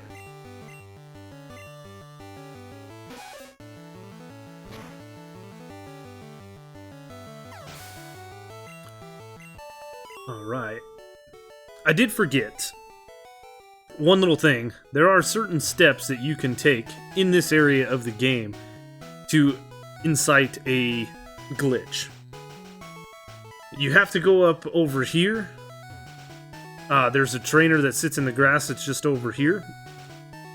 Once you lock eyes with him, he will battle you. So before you lock eyes with him, you need to catch like an Abra. And then the trick is the Abra knows teleport, so you have to go to the Pokemon Center that is in Cerulean City. You go in there and use the Pokemon Center, because that kind of sets the last town that you've been in. Then you come up here and just not fight that trainer.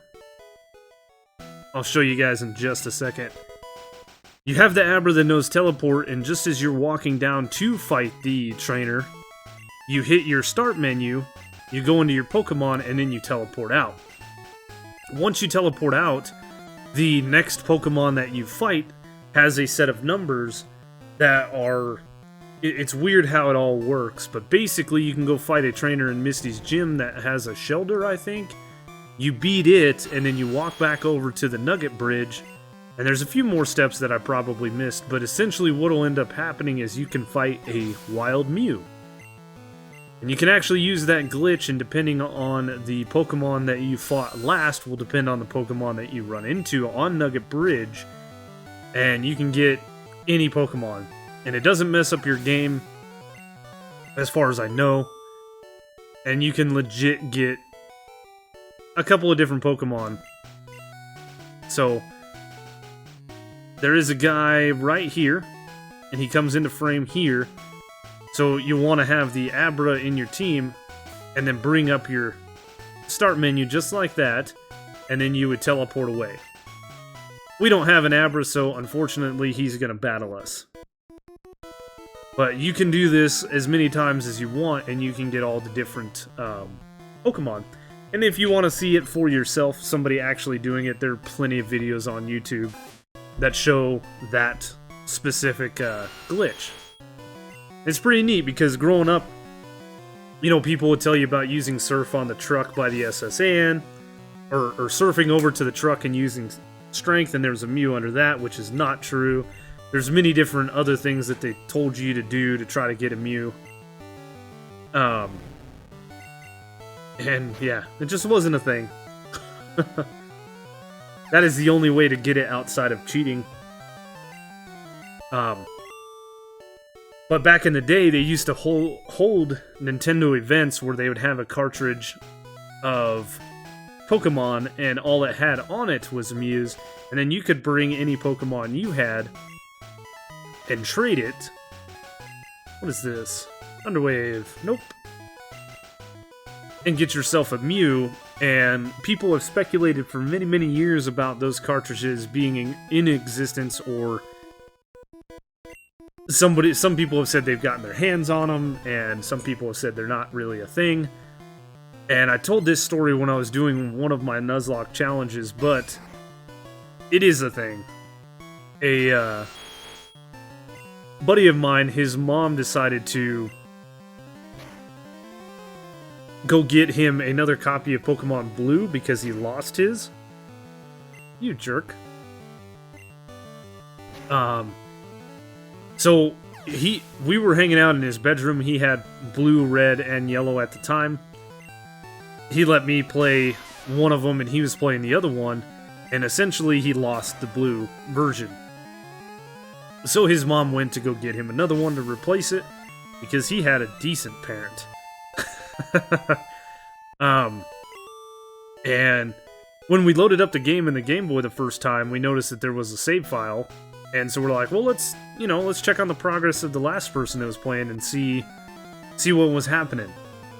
So when we loaded it up, and we went and checked the Pokemon that the guy had, and the badges and all that stuff, 0 badges, they were in Viridian, and the only thing they had in their party was a party full of Mews, and they were all level 5. We went over to the box to see if there was any other Mons, because we thought, well, if they started the game and they're only this far into Viridian with no badges, we could at least get one of the starters traded over to us. And every single box in the PC was full of Mews. So I can't confirm if that was one of those cartridges that people were talking about used at events that were supposed to be thrown away afterwards, or not, or if this person simply cheated in the whole PC storage of Mews. But yeah, it was a thing. And we traded off, I think, a box full of Mews to each one of his other cartridges just to always have one. It was pretty neat. And then later on, we ended up cleaning out his closet, and we found that blue version that he had thought he'd lost. I'm not going to fight that trainer. I think I have to fight this one, though.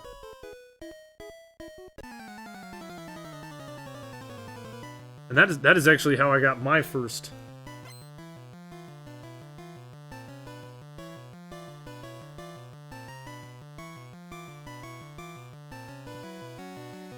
copy of Pokemon. And then at the time I had never played through Yellow version, so a different buddy of mine had Yellow version. And I remember getting my hands on that and playing that on the old school gray Game Boy. Terrible, terrible. Terrible graphics. Clunky and big. I do remember, I think my bio mom at the time had packed me a lunch for school.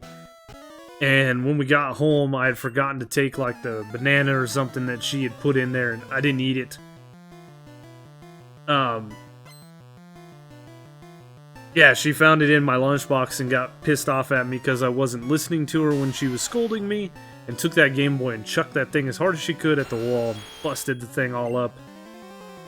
I managed to put it back together and get it to work, but I still remember being absolutely devastated. Because I thought that was it. I was done. I wasn't going to get another Game Boy for sure. Now, my neighbor that ended up moving in across the street, she had 3 kids of her own, and her oldest was just a little bit younger than me. Pretty cool kid. We hung out a lot. And he had every system. Game Boy Color, Nintendo, PlayStation. I mean, he had every system. Every time a new one came out, he got it. The 64 came out, he got it. Dreamcast came out, he got it. PS2, he got it. And his mom worked her butt off to give them kids the stuff they had. And I respected her quite a bit. And then, in her own way, she knew that we were struggling in the house, so she used to have me come over and quote-unquote watch her kids, and she'd pay me for it. I was not needed to babysit her kids. The oldest was old enough to watch everybody, but she's a good person, man. I remember for my birthday one year, it was a couple years after the Nintendo 64 came out, but I think I had a Super Nintendo at the house, maybe. Can't remember now, but it doesn't matter. She actually went out and bought me a Nintendo 64 for my birthday. And the 64 I hold in a very special place in my heart because of that story. But yeah, it was a cool system. I had a couple of good games for it, and I used to play it ad nauseum. M19, what is that one? We gotta sell off a lot of this stuff. Seismic toss. Yeah, we're tossing. We're gonna sell that one for sure. So, again, a fairly new system at the time. My bio mom used to take that thing from me, and she would pawn it. And I remember one time, I got in so much trouble. Because she went to pawn the thing, and of course, when you pawn something like that, they check them. They check them to make sure they're working, because if you can't pay for it and get it out of pawn, they're going to turn around and sell it and make some money off of it. So they always check stuff like that to see if it's working, and when they plugged it in, it wouldn't work, because the front had a little cover that you could take off, and inside of that is a jumper pack or an expansion pack, depending on the time you had your Nintendo 64. The jumper pack was needed to play any games, and then later on in its life, it had a expansion pack made for it, so you could play games like Donkey Kong 64, and I think Perfect Dark was the other one that you really needed it for. But I had pulled that jumper pack out so that the game system wouldn't work because I was tired of her pawning it. And she came home and was like, "What did you do?" I told her I didn't do anything. And she whooped my butt. Oh, I meant to say yes. Yeah, we'll help you out, dude. There we go.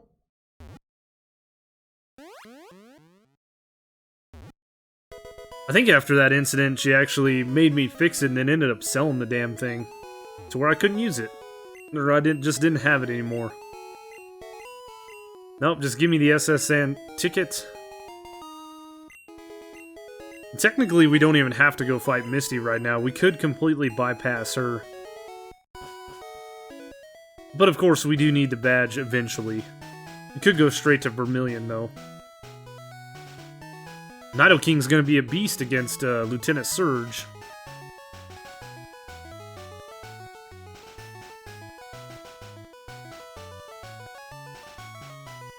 Yep.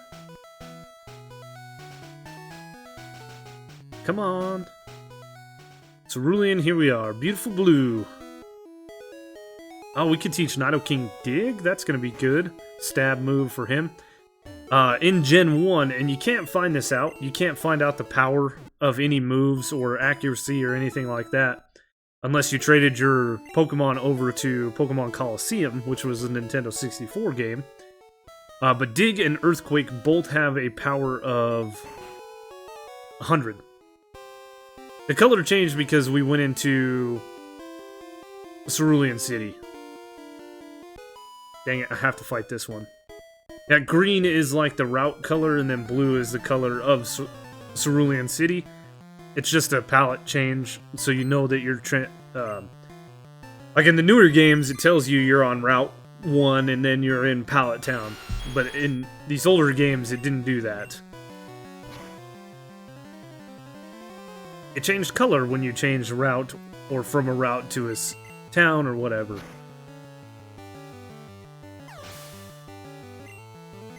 Very limited capabilities. They made such a great game with very limited resources in what, 1990 something. I don't remember when this game came out. 95? 96? Hello, Misty. Star you and star me. Let's see how good we are. This was before Water Pulse was a thing, so I think the best move that Starmie has is Bubble Beam. Now, I don't know if I'm going to be faster than it. I should be 7 levels higher than it. Oh, I found the speed up button. Yeah, we destroyed it.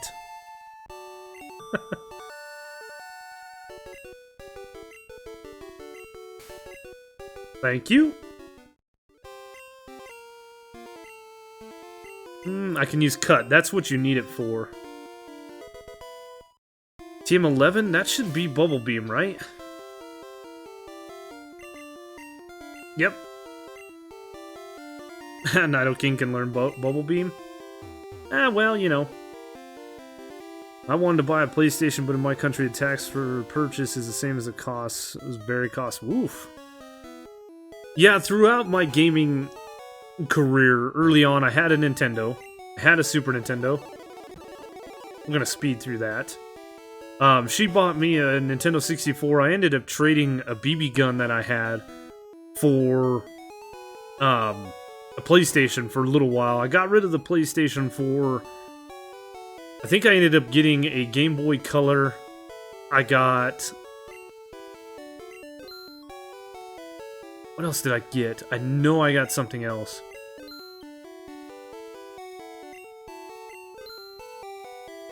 I want to say I got a different BB gun, and then I got, like, Pokemon Silver in my trade. And then I ended up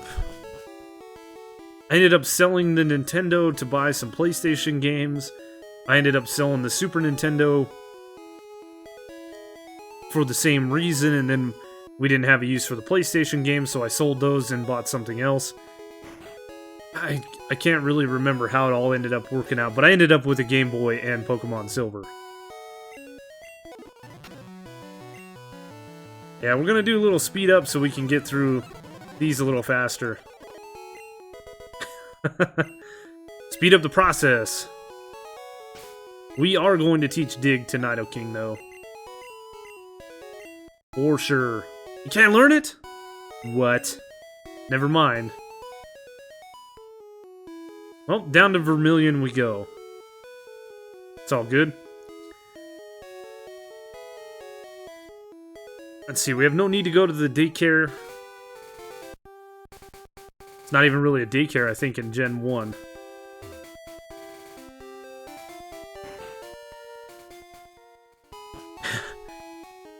When I was growing up, one of the games that I got for I got a game for Super Nintendo that I sold for store credit for 70 bucks, and to this day I regret selling. It is my ultimate, or my most favorite game I've ever owned, played, any of that stuff. and that is Final Fantasy VI for the Super Nintendo. It is my absolute favorite game. Will always be my favorite game. It's been ported over to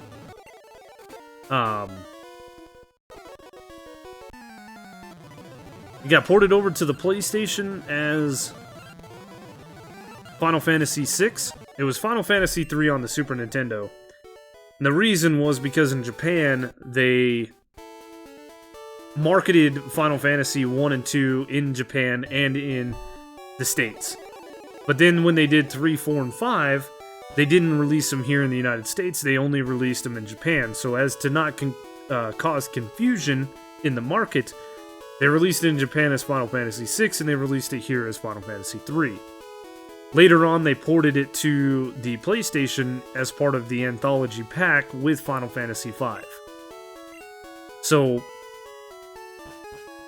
they eventually ported it over to the Game Boy Advance, which added a couple of new things. They added a dungeon to where you can get everybody's, like, ultimate weapon. And then they ported it over to, they added another dungeon that you just fought like 120 battles in a row just for... You got this stupid key item that didn't mean anything. It didn't do anything, it was just bragging rights, I guess? Bonjour! Yeah, I don't care. We're just gonna run through this battle real quick. Eradicate. He's got a pretty decent team considering where he was at before. Yep. And they eventually ported it onto your phone. You can play it or buy it for like $15 and play it. And again, like I said, it's a great game. And I've played it. I've played every single version of it. How'd you start playing Minecraft? That's an interesting little story. We've got plenty of time to tell it. So I've traveled for work many, many times. Let's go ahead and use this. I think we should be able to teach Butterfree Cut. Everybody should be able to learn Cut.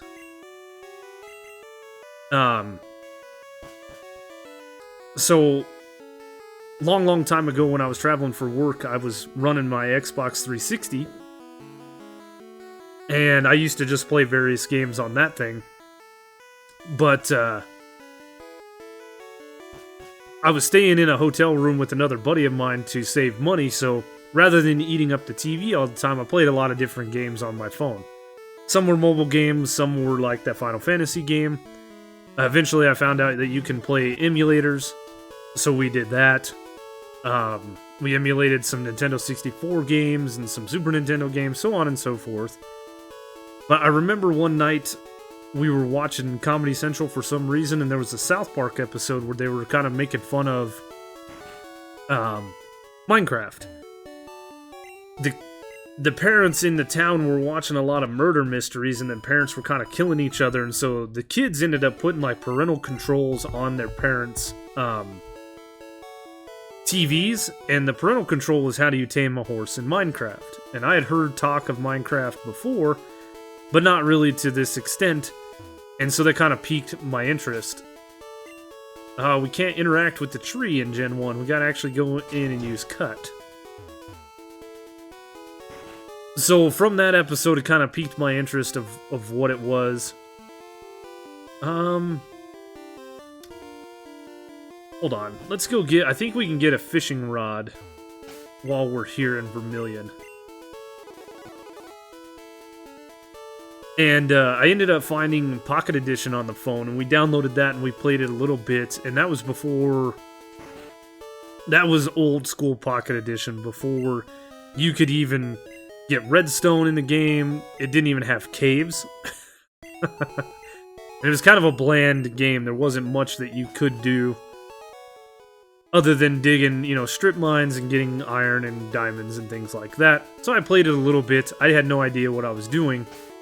I ended up coming home and talking to the kids about that game. It was kind of neat, and that was when 4J Studios first released Minecraft for the Xbox 360, so we ended up buying that and playing that And then everything spiraled from there. That's where we started playing Minecraft. That's where I first found YouTubes and Let's Plays and stuff like that, and it just evolved over time from there. Now, I went to go get this fishing rod for a reason. These statues right here inside of the gyms, for whatever reason, are a water tile, and you can actually fish on them. You can surf on them. It's really, really weird. You can even catch Pokemon, which we have the old rod, so we can only get Magikarp. But it's a neat little bug. I don't know why. Okay, so we're gonna cheese this part. File. Save state. Okay. Nope, that wasn't it, so we're going to load it. Has to be this one. I don't want to sit here messing around with all this stuff. I want to just battle. Lieutenant Surge, I don't care about all your stuff, but let's go through. So yeah, that's where it kind of went from there. I played Minecraft for a long time before I ever did the YouTube thing. Of course, I was playing the console, so it was lagging behind Java Edition. I didn't even have a computer at the time. Pikachu! Look at this sprite. Chunky boy. There's not much these guys can really do to me, because I resist electric types, being part ground. So, send it out. Oh my god, that is terrible. Yeah, we made, some basic worlds and stuff like that, and then eventually they started porting some of the updates. 4J Studio was getting on it. I got myself into where they added, what was it, the mesa biomes? They added in the ocean monuments. That should be Thunderbolt. Nice. I'm not going to use it. We don't need it. And I think it wasn't too soon after that update came out that they were giving the option for people to get Minecraft. If you had a CD copy, you could get it for $1 as a digital download on the Xbox One. So I did, and got it on the Xbox One, and we played it on that for a while. And then I did some pretty grindy stuff. I drained out a couple of ocean monuments and made bases and stuff like that. And yeah, some people would see it, and a couple of my kids and friends commented on other people might want to see it, and eventually it became a thing. Doing videos and stuff like that, and through the videos I got onto an SMP with a bunch of other people called ConsoleCraft. We should go see if we can buy some repels before we get crazy into Diglett's Cave. And then when Truly Bedrock came about, I put my name in the hat for that, and didn't think I would ever be a part of it. And yeah, eventually got an email or a message on Discord saying, how would you like to join this SMP? And the rest is kind of history. Let's get like 30 of these things. There is potential for us to run into like a level 29 Doug Trio in this thing, but I'm not too worried about it. I just don't want all the random encounters. Can I move you to the top? Can.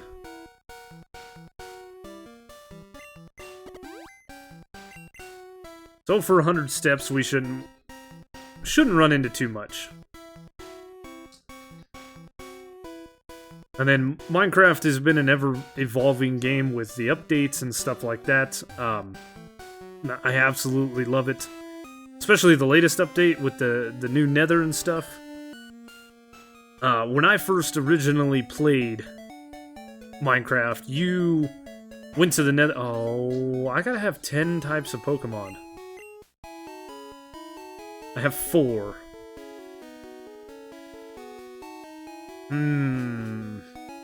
We're gonna have to do some catching. Crap.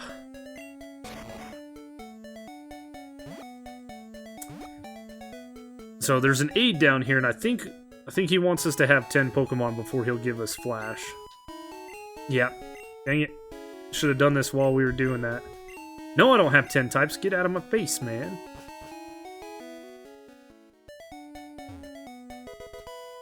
Ooh, an HP up. We'll use that. So the first time I ever loaded up a Minecraft game, I didn't know anything about it, obviously, and found out you could throw up a portal to go to another dimension called the Nether, and I remember stepping through that. That was...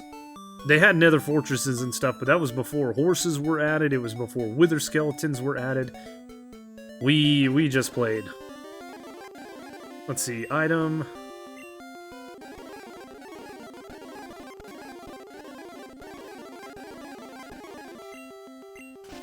Really? Couldn't catch it.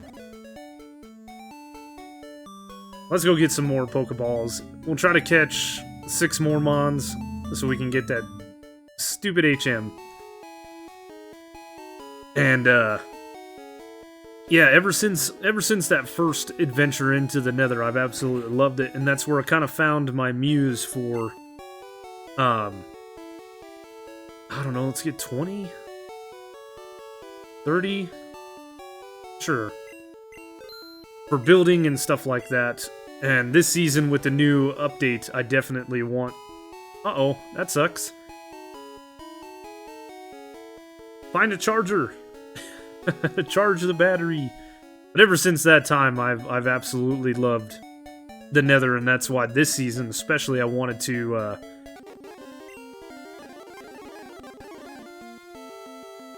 base in the Nether. So there's 1. So that brings us to 5.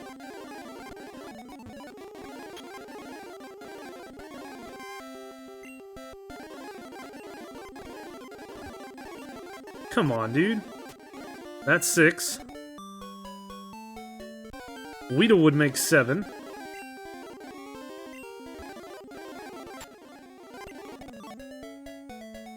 What else can we catch?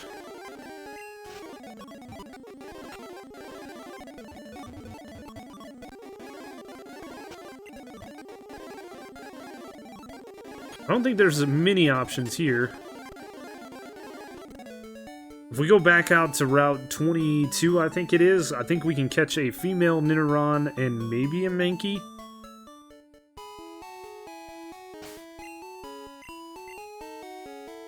And then we'll just release these guys because I don't want them.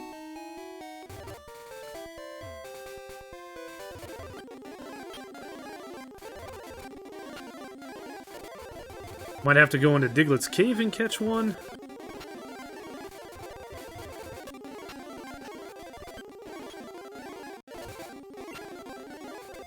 This is... Oh, a Spearow? Okay, yeah.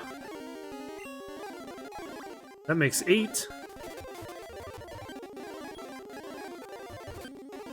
We can run into that female Nidoran again. That would be great. That would bring us to 9, and then we can go catch a Diglett, making 10.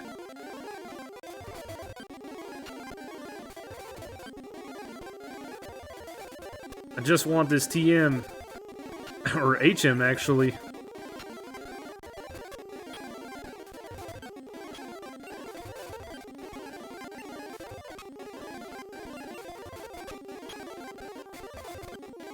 There we go.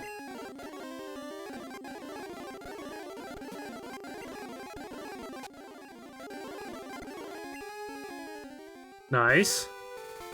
That should be 9. And we'll go get our last guy and then get the HM, and then we can roll. That should be our next adventure through Rock Tunnel. And then that will bring us to Lavender.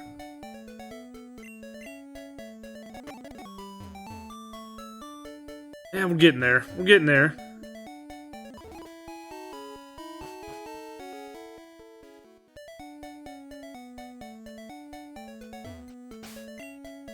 How long will the stream last? Gonna go soon for dinner. I'm not sure. I was gonna go, you know, I was gonna try to get through this game in one sit down, and we're not very far. We're 3 badges in. Though the last parts of the game do tend to go quickly, so we'll see. Where we at? 11 o'clock? I'm gonna go for at least another hour. There's 10. That's why we're using the speed up, though, to kind of push us through this a little bit faster. That would have taken forever to get 10 Pokemon, but we got it. Yep, we're good. Yeah, no problem, man. Have a great rest of your evening and enjoy your dinner. Alright, Professor Oaks, give me that beautiful HM.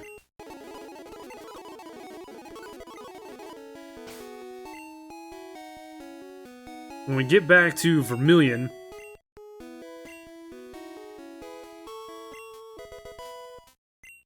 Oh, goodness. 11 o'clock, that's late. At least for me. When we get back to Vermilion, we're going to put these guys away in their boxes, and we're going to do a little bit of inventory cleanup. We don't need things like Cut and Flash in our inventory anymore, and unfortunately in Gen 1 games, we don't have a very wide selection of items that we can keep. So...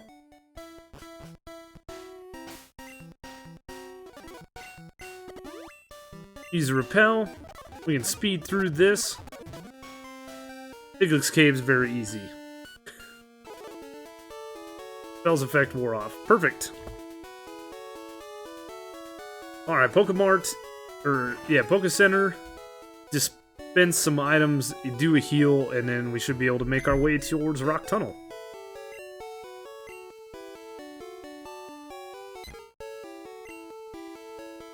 Oh, man. Get out of here.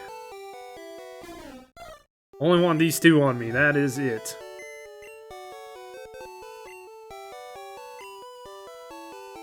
Alright, we don't need these. Don't need that. That. Hold on to this TM because why not? Don't need the old rod. We'll sell Thunderbolt. There we go. That's the inventory cleaned up. Let's make our way to Rock Tunnel now. Oh, we should talk to this guy for the bike voucher, just so we don't have to come back. I'm not going to get the bike right now.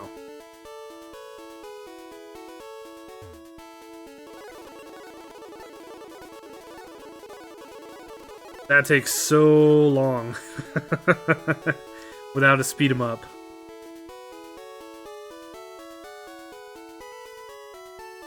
Now, let's see, Rock Tunnel. Gotta remember that I didn't fight half these trainers on this route.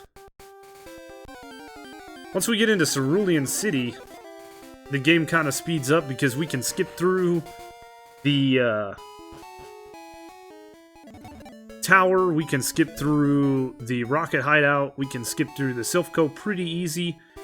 We can run through the 3 gyms that are there. We can get to Fuchsia pretty easy, Cinnabar, and of course fighting Giovanni at the end in Viridian. So hopefully, yeah, we'll see how long we go. Should be a decent little bat of trainers out here. I don't want to fight, but we have to. We'll kind of speed through these trainers and make it easy. Just because we're trying to get places, man. What is this item? TM30. What is that? I don't remember what these TMs are. Teleport. Ugh. We don't need it.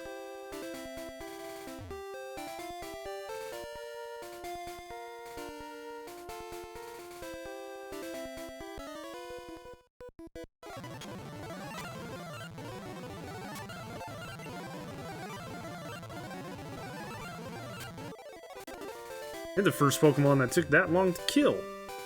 Don't turn. I don't want to fight you. See, as far as glitches and bugs go, I don't think we have very many until we can get into Lavender Town. Which we'll do one last little heal.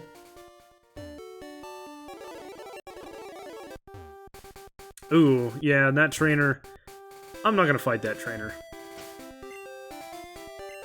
We'll skip it. We can run through this game with one Pokemon and we don't have to fight all the trainers. So here you are in Rock Tunnel. As you can see, it is very, very dark. This isn't like the other games. So it's why I wanted Flash, so we can actually see what we're doing. And then we're going to hit some repels. And unfortunately, we are going to have to fight some trainers.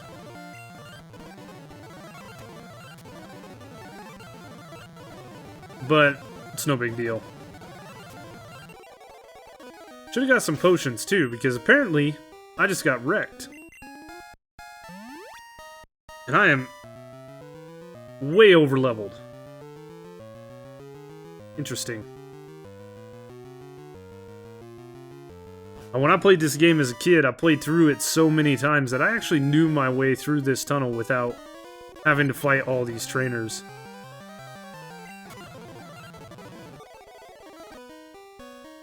Again, those Slowpokes do some damage.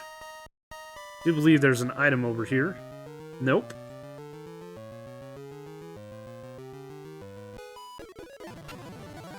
The only bad thing... Oh, he paralyzed me. Yeah, we might end up getting our butt kicked. I don't have a paralyzed heal. Or any of that stuff. Oh well.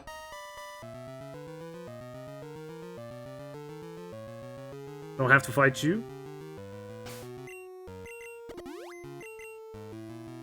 I've been playing a few different ROM hacks lately that you don't have to do that.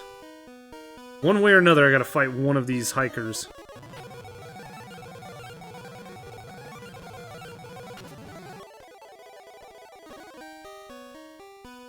Well,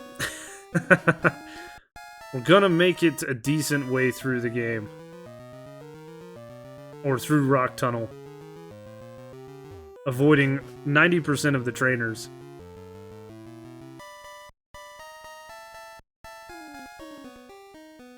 I will have to remember this route that I took. Yep. Oh well. No big deal. Just to avoid the battles with the trainers that I didn't fight. Let's see, who... We got Erica, I think, next. Oops, I forgot to use the, repel. She could end up being problematic. But after that, it shouldn't be bad. Sabrina should be easy. Koga shouldn't be too bad. I already fought this guy. I don't know why.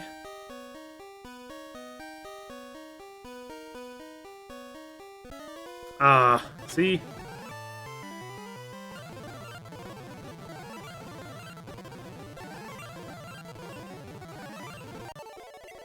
Oh well, we'll gain some levels. It's no big deal. We just want to zip through this anyway. We fought this guy. We did. Good. Normally, you want to go through these games fighting every single trainer you can so that you can get your guys well leveled up.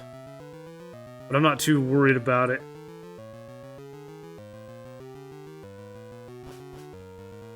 Yeah. We're just trying to win. Elite Four should be... Aha, this is where we died. Elite Four shouldn't be too hard. Bye-bye, dude.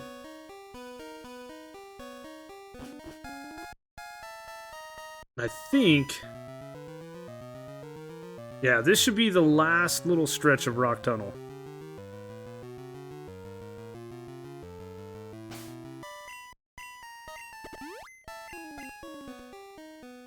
Got a trainer battle here.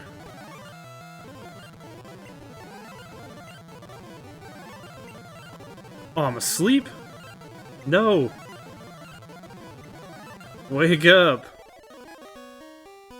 Yeah, there's the entrance, or the exit to Rock Tunnel. Perfect. Oh, I think there's an item in here. Max Ether, good.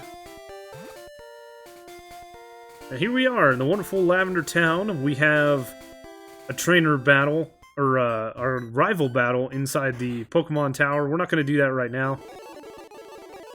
We're going to make our way to Cerulean City. Cerulean City, we got a few things that we have to do.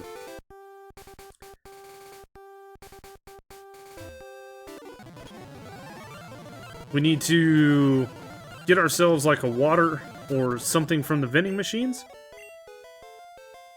In the Gen 1 remakes in Fire Red and Leaf Green, you actually have to get a tea. We don't need to do that. We need to get ourselves a Pokédoll. What else do we need to get? I think that's it. I can show you the little glitch for the cycling road as well. The reason I didn't grab the bicycle. And we can go fight Erica. We can get to Saffron, which will get us over to Cerulean. We can get Fly.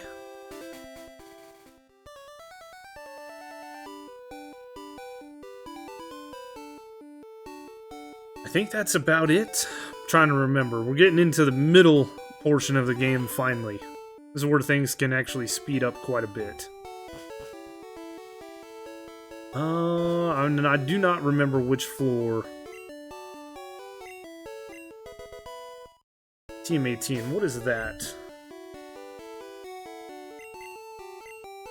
Counter. Nope, we don't want the counter.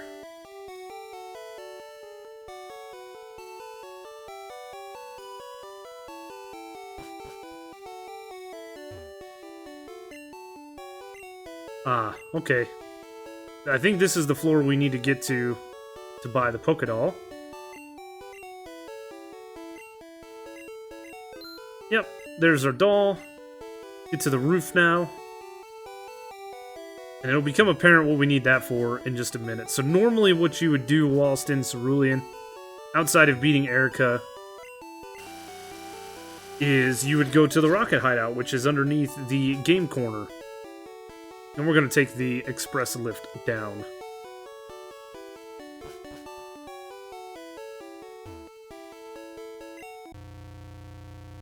You'd beat the entire Rocket Hideout. That would give you the Sylph Scope. You take the Sylph Scope to the Pokemon Tower. You get all the way up to Rescue Fuji. Fuji will then give you the Pokeflute. I can't show you the bicycling route glitch yet because Snorlax is in the way. You use that flute for waking up Snorlax, and then you can make your way to Fuchsia City. You then have to go back up to the Sylph Co. building and take out Team Rocket there. After you do that, you can get into Sabrina's gym, and then you can make your way to Cinnabar Island after the events at the Safari Zone.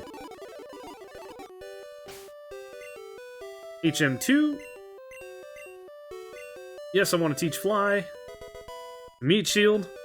Meat Shield can learn all the moves. As per the randomizer.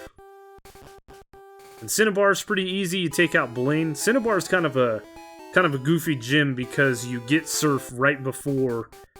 So if you have a water-type Pokemon, Blaine is a joke. Even though he's actually... If you don't have Surf, he's a decent trainer. Okay. Pokédoll and everything is got, so we should be able to make our way back to Lavender Town. We don't have to do the events at the game corner here and fight through all the grunts and stuff, because that just takes up time. This guy is going to want the water.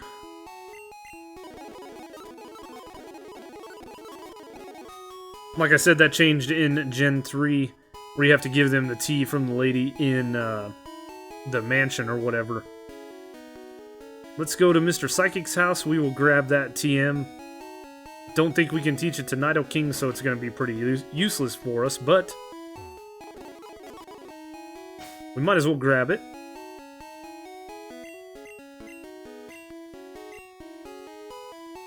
Meat Shield can learn it, but that's too bad. Not using it through the playthrough. But now we have easy access to all the different towns through Saffron. We can do the easy way to get back to Lavender. We can use it to get back to Cerulean. Of course, once we get ourselves the... do we have the badge that allows us to fly? Oh, we do. I guess I didn't have to do any of this. So let's go wreck Gary. He's up here mourning the death of his Raticate that we absolutely destroyed on the SSN.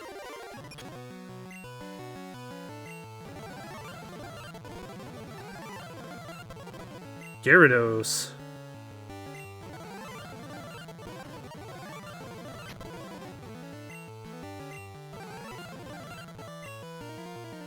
Let's switch.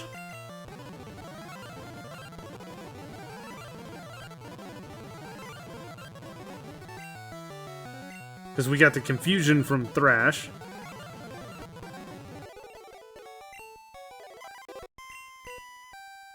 Alright. That was easy. Yeah, get out of here, dude. Now, there is a neat little thing. We don't have the Sylph Scope, so if we go into fight, like a normal battle, not a trainer battle, normal, water, normal, poison. Looks like water gun it is. Again, we're probably going to get wrecked, but can I find a random battle here? So these are going to be ghosts. And it can't be ID'd because we don't have the Sylph Scope. So if you were to try to fight with your Pokemon, they're not going to do anything. But you can come in, check your Pokemon out, exit out, and it'll show you what the ghost is. You still can't fight it, but if you wanted to see, you could do that. Now I think that's a neat little glitch. I think I have to fight this one.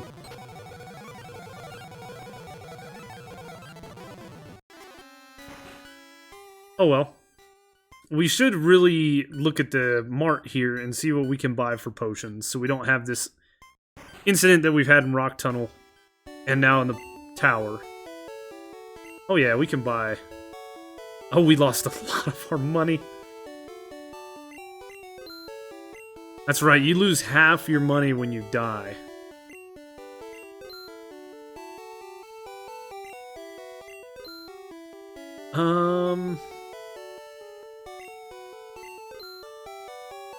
That's good for now.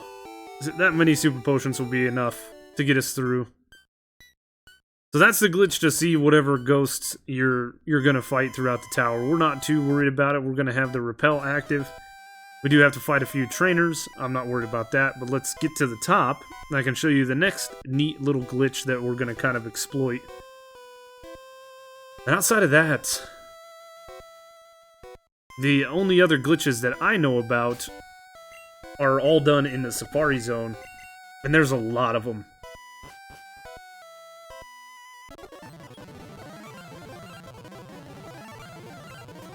Confusing me is a pain in the butt, and the fact that I have all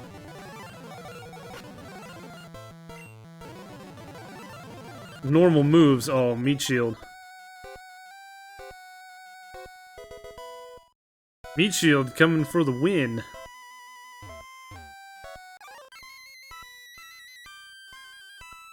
Awakening. HP up. One of these areas here shortly, I will hit the little thing that will revive. There it is.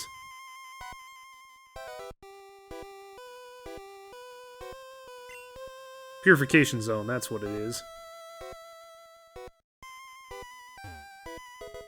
Found a nugget, nice. Give us some more money since we're now kind of low on cash. Now, we might be over leveled, but going up against these ghosts, we're getting kind of wrecked. Do have to fight you. Wish I knew something better than water gun. That's what's killing me, is the confusion.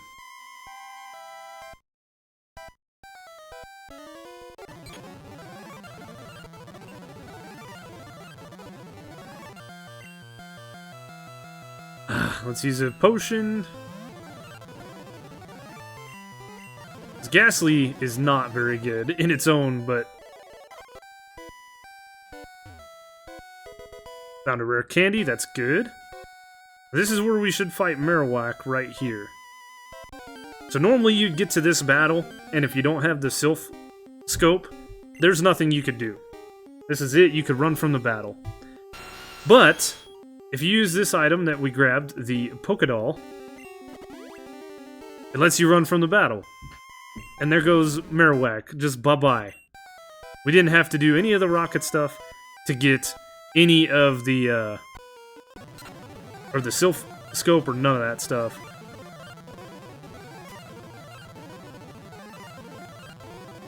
Look at that Golbat sprite. Ooh. Go ahead and use a couple of super potions to get this guy up to... Ah, that'll work. Fighting stance. And then we're going to kind of zip-zoom through this.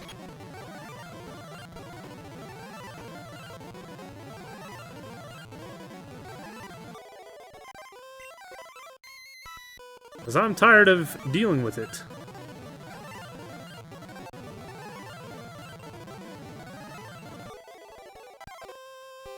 I think we just gained another level there. 37. Let's go ahead and use this rare candy.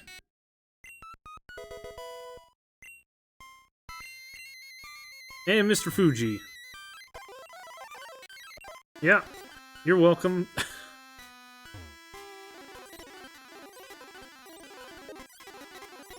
Alright, and then we got the Poké Flute. Perfect. So let's fly back to Celadon. The one thing that we need to do is we need to go fight Erica. Real quick.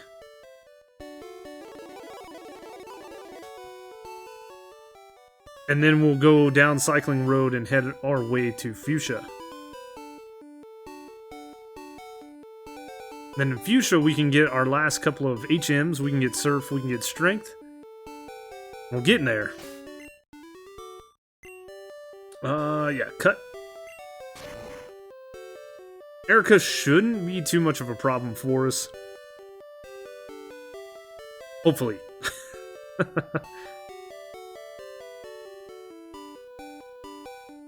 Should have done this when we were here just a minute ago. Yeah, I'm gonna battle a decent amount of these trainers just because we can zip through them real quick. We're still way over leveled. That'll change once we get to the Elite Four.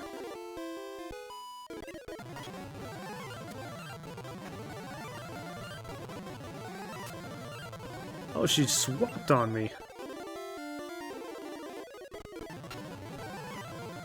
Might as well battle him, get a few XP points. Won't worry about the two on the outside. Look at that execute sprite. My goodness. Alright. Erica, you're going down.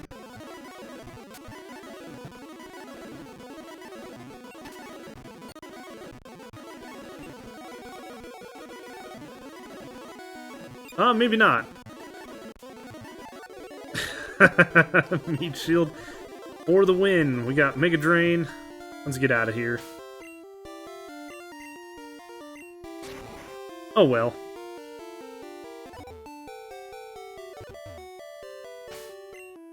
It's another gym badge on our person.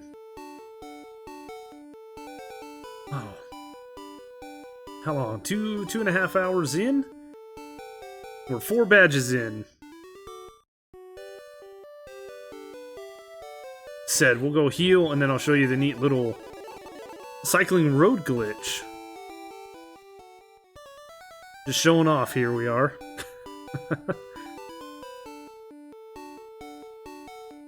So, we have no bike, we have the bike voucher. We'll verify that. There's the bike voucher. And once we get into Fuchsia, I'll probably fly back and get the bike, just because it's going to make things faster and better for us. Polka flute.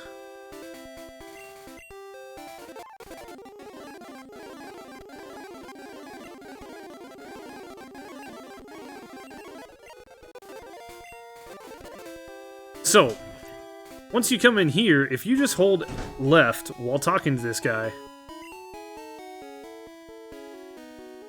he's gonna let you past eventually. And now we're not on a bike, and then when we pop out here, we're on a bike. Pretty neat. I gotta fight a few of these guys, but it's no big deal. Oops. Well, I guess we had to fight him because of the way we went.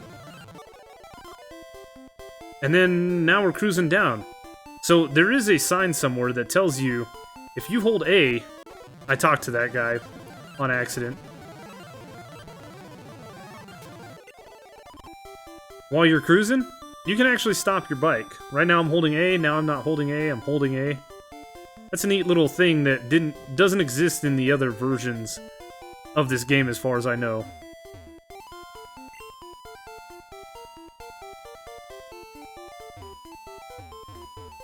I don't know which sign it is that tells you. Meh. Doesn't matter. It is just a neat little thing, and we don't have to go all the way back to Cerulean to get the bike. Though we should. And we're almost to the end. Boop. Perfect. Cerulean City, here we come. Koga, here we come. And this guy will kick you out as normal, because we don't have a bike.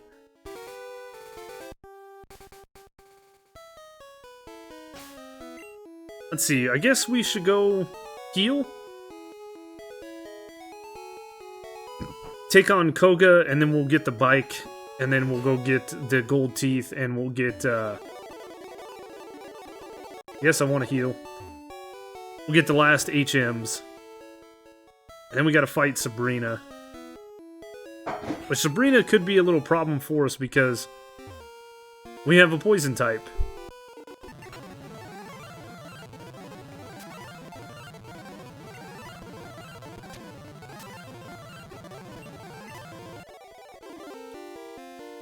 Using psychic types and a poison gem.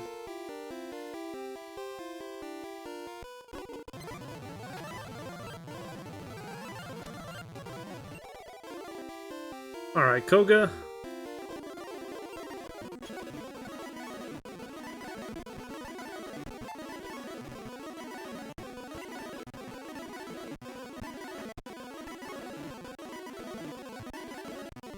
Let's go ahead and switch out the sacrificial meat shield.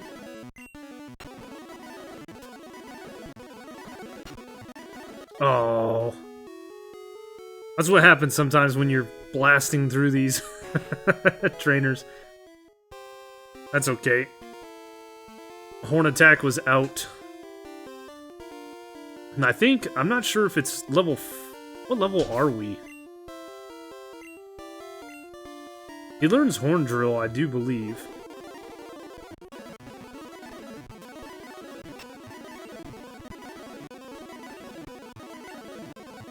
Now that we have a full thing of horn attacks, we can use those, and then we'll just hit Thrash. We can use Surf, and he gives us Toxic. We'll hold on to Toxic. That might not be a bad one to replace, Poison Sting with. Surf is going to replace Water Gun, and then... Let's see here for a second. Nido King. Gen 1.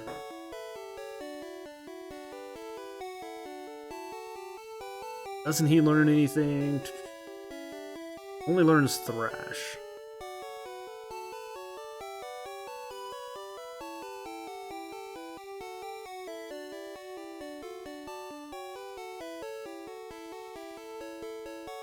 Where's this?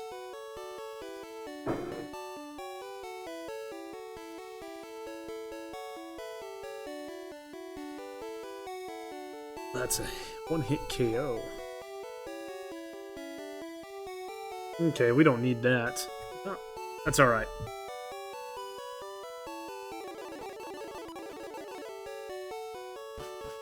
Okay, back to Cerulean real quick to get the bike.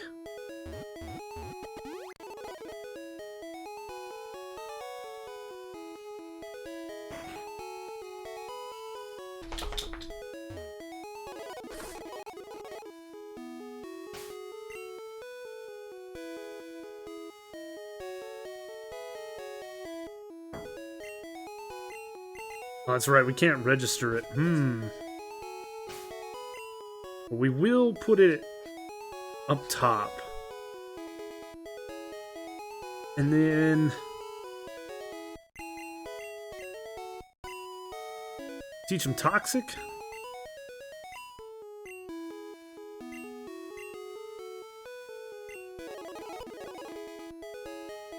And back to Fuchsia. That's not what I meant to do.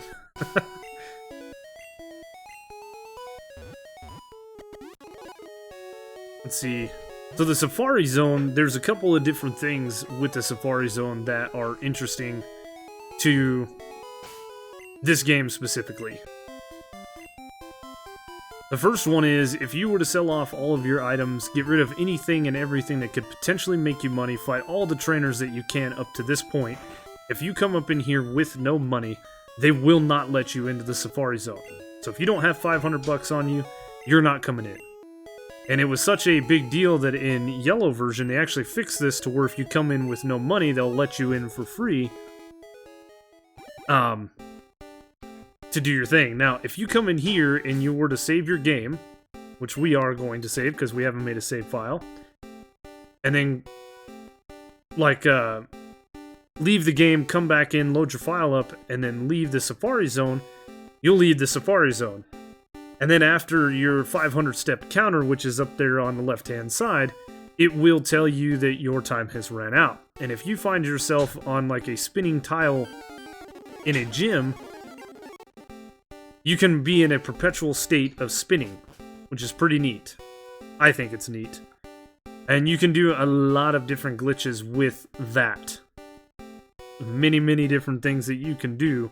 The Safari Zone is where a lot of the glitches happen that can pretty much break the game. Let's see if I remember this well enough. On a full restore. Paris, look at you. I got one of you. I can't remember. So the guy that we met in Pewter City, you can mess around with him the same way, where he can do some funny stuff, and I can't remember all the glitches. There's a bunch of them. Am I going the right way?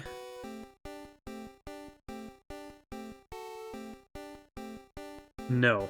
I need to be over there.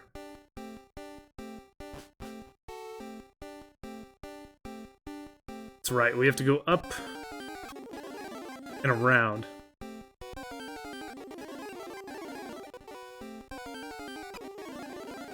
Now that's a rare encounter.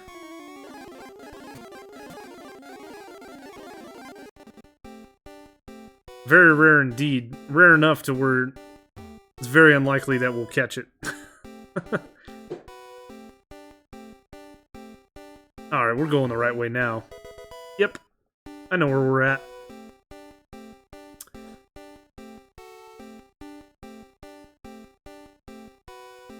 And we should come out on the other side where we needed to be. We should find some gold teeth and then get Surf, which is going to work out for us nicely. Perfect. And Nido King's going to learn a good move. Plus, we got some TMs to check out when we're done. Still got 150 steps to go.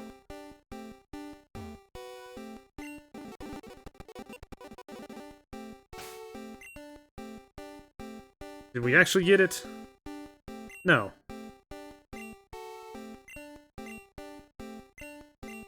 Let's see. Congratulations, you have won. You don't have room for this. What? What else can I have or use? Don't we have an HP up? We do. So after we get this, we're definitely going to need to sort out our inventory. That is a constant problem in Gen 1. Teach Surf. Nidoking can actually learn this without the HMs turned on.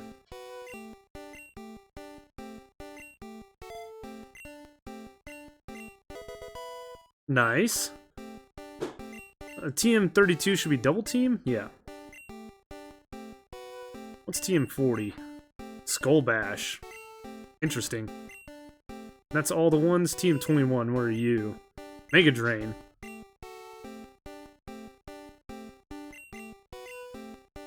Okay, cool. Let's go run our steps out so we can get out of the Safari Zone.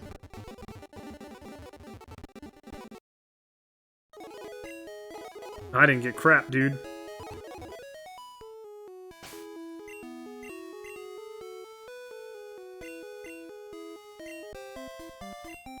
Alright. Now to talk to the Game Warden. Get strength, and then I guess we'll go fight Sabrina, I think. Well, we gotta go do the Sylph Company.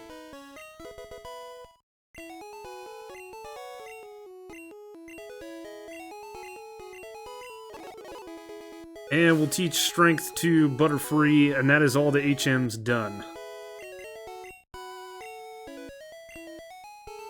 You know...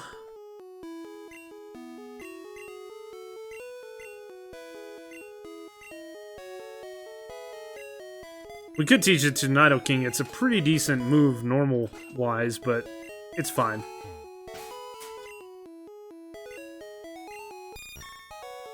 A little Butterfree moving boulders. Nice. So that's the events of Fuchsia done. Time to go to Saffron. So I do believe that it's pretty simple for us to go to floor 5. We have to fight a couple of rockets. We need to get the card key. And then we go to floor 3. That's where the warp tile is. That'll take us to our rival battle and get Lapras. And then... yeah, straight to the top. It's funnier that way. Little Butterfly moves big rocks as the Nidoking chills. Yeah.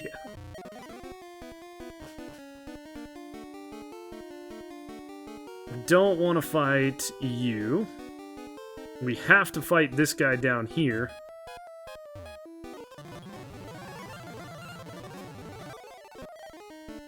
Then warp. And then warp. I remember this from all the times we've played through so many of these different games. There's a card key, but no more room for items because we forgot. Awakening, let's toss that. We don't need it. And now back down to the 3rd floor.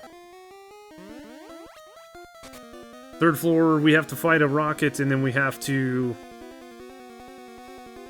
open up a gate, and then that's it. We're there. 4th floor, 3rd floor. This is just a big maze that... oop, we gotta go down here. Makes people frustrated.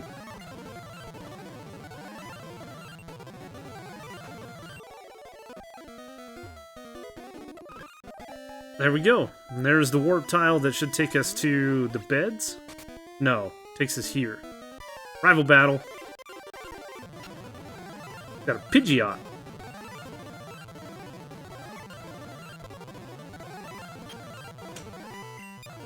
Oh, we're gonna get... yeah. Yep, we got blasted. Okay. Let's teach strength to Nido King. Actually, did I sell the Thunderbolt TM?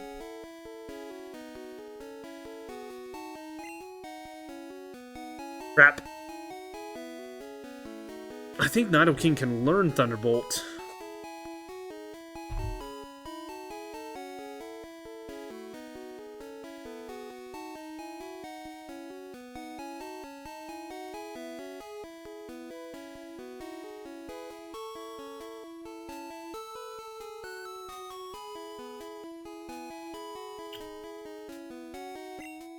Yeah, he can.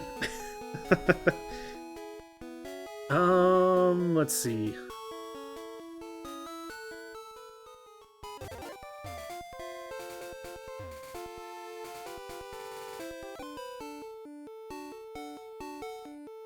Think we can buy Thunder?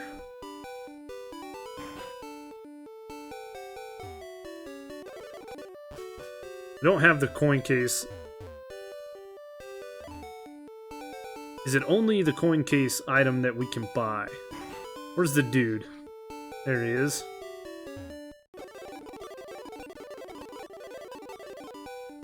Still don't have room.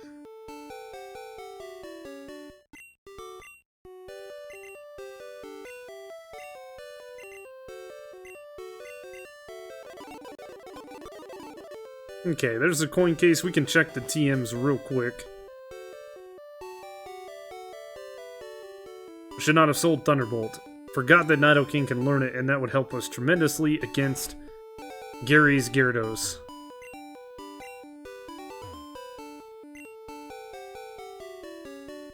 Okay, it's definitely not one that we can get in there. Genfire, hello! Welcome. I guess if we can buy Thunder, we might as well get it. It's not a great accuracy-wise. I'm doing well, thank you. But it is going to be a decent enough move. This is a guy that sells the stones.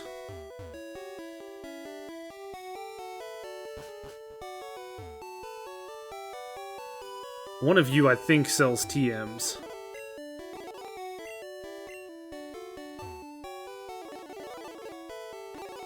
Nope. We can sell our TMs, though.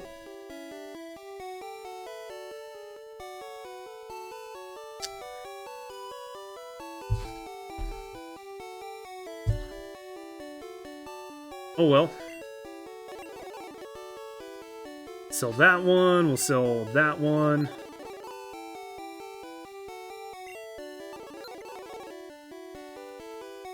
And that one. Yeah, we have to get Thunder from the power plant, so we're just gonna have to muscle through Gyarados, I guess. No big deal. Should have checked before we sold it. But it's okay. Let's try again. Gotta go to the third floor and take on Gary.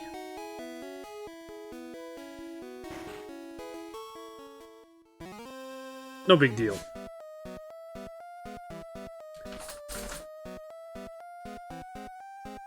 The rest of his team should not be a problem for us, but it's all good. It's all good. Do. Let's go. We're getting there. Sabrina, Blaine. Alright. Speed up time.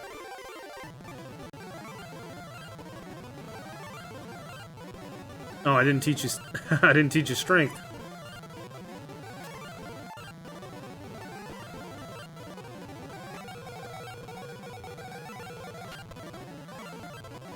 All right, we got our butts kicked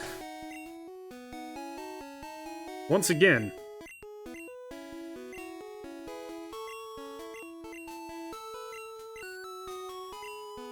Yeah, we're gonna get rid of Horn Attack. Strength is a much better move than Horn Attack. I can't check the power and accuracy and all that in this game, but...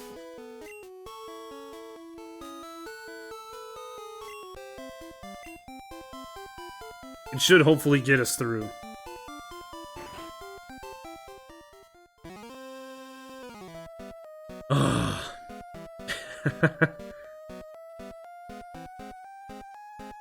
Come on.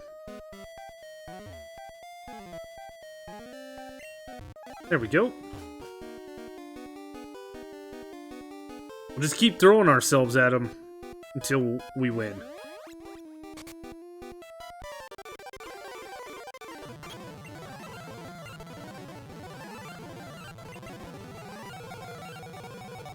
Oh my goodness.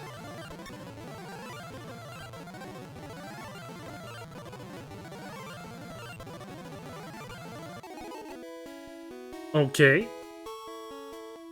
Well, shoot.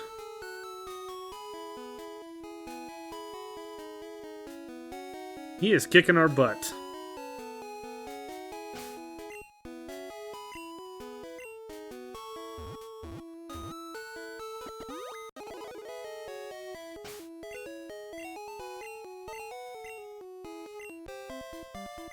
I guess we're gonna have to try to go get Thunder. Now I regret teaching him strength.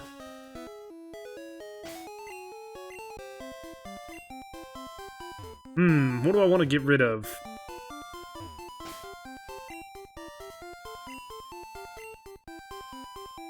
I can either get rid of Toxic or Thrash for Thunder. I think Thrash has kind of worn out its usefulness. But I'm unsure.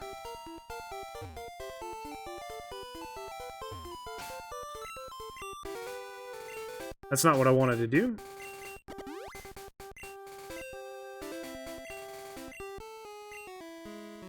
Oh, we can surf, so that's good. Let's do this. I don't think without a Thunder actually hitting, we're not going to be able to beat his Gyarados. Don't want to fight you.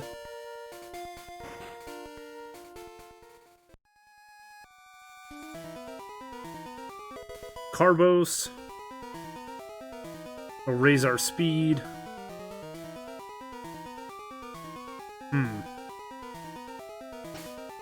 And we're, of course, still low on room, which stinks, but it's all good.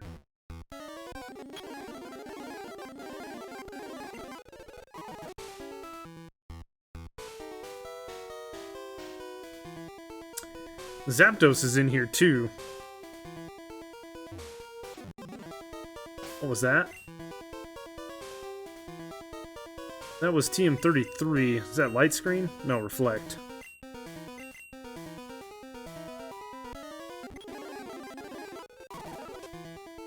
No worries. The only bad thing about Thunder is it doesn't have the best accuracy.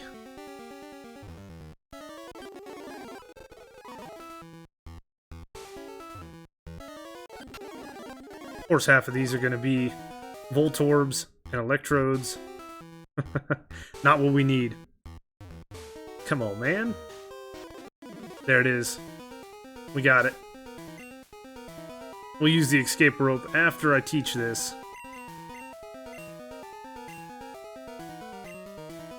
So I did not make the TMs completely compatible with everybody like we did the HMs.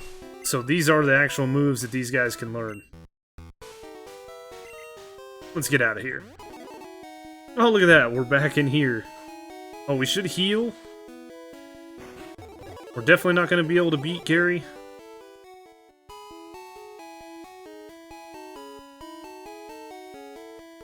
Alright. Let's attempt this now. Giovanni shouldn't be a problem for us because most of his Pokemon are ground types, or at least have some weakness to water.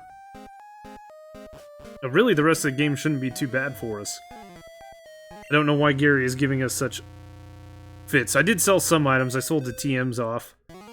Problem is, if we keep losing to Gary, we're gonna keep losing our money, so I don't want to sell off everything I have. Because we are gonna need some money to finish out the last part of the game.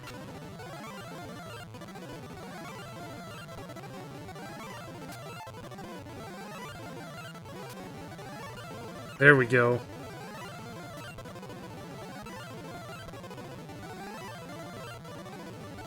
Venusaur. We got it.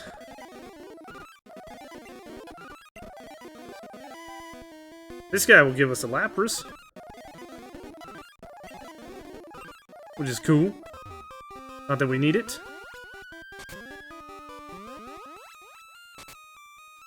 The next fight is a Rocket and then Giovanni. I guess we could just use some of the super potions, why not?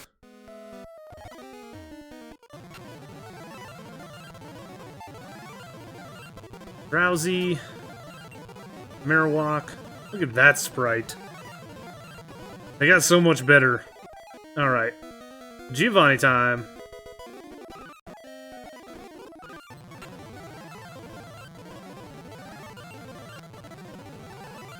Kangaskhan. Rhyhorn. And Nidoqueen. Yeah, that was easy. Let's go get the Master Ball.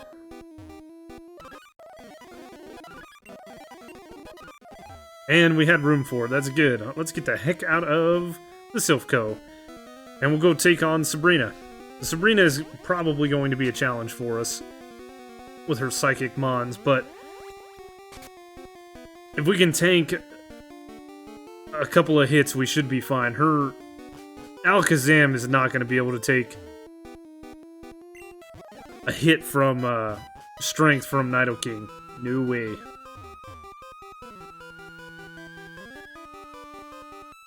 And we are just a few badges away from being able to run through Rock Tunnel. Run through Victory Road.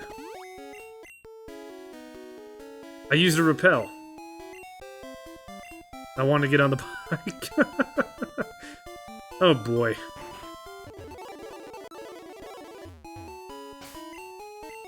Sometimes. Let's go.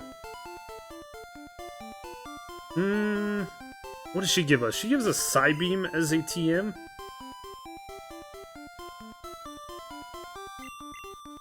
Let's see. We'll go ahead and use the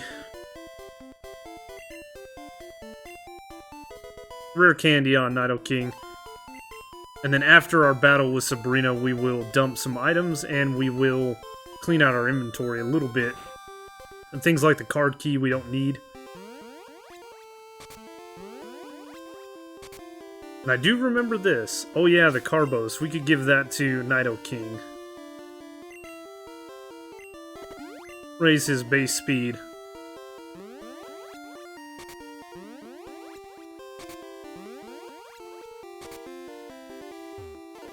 I got that pattern memorized. It is burned into my psyche. Let's see, Mr. Mime. You have a Venomoth, don't you? Yeah. What a weird... Is this thing considered flying?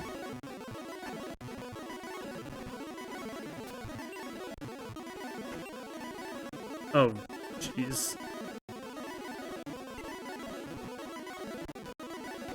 Well...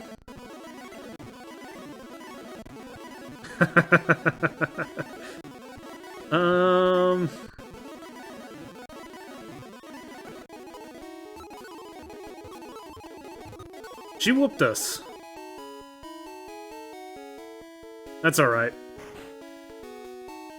I don't want to go in here. I don't want a Hitmonchan or a Hitmonlee, so... Oh, I didn't want to fight you either. That's okay.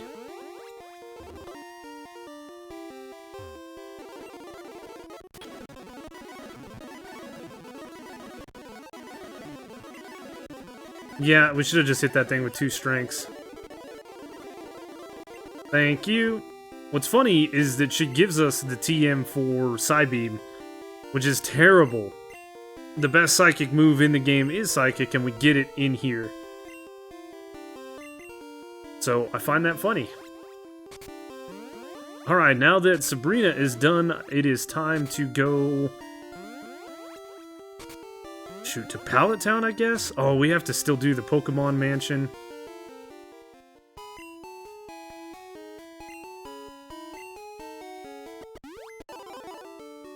That's alright.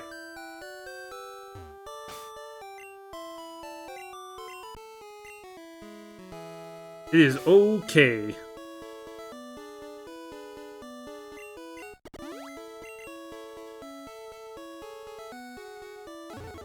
We're gonna go fast.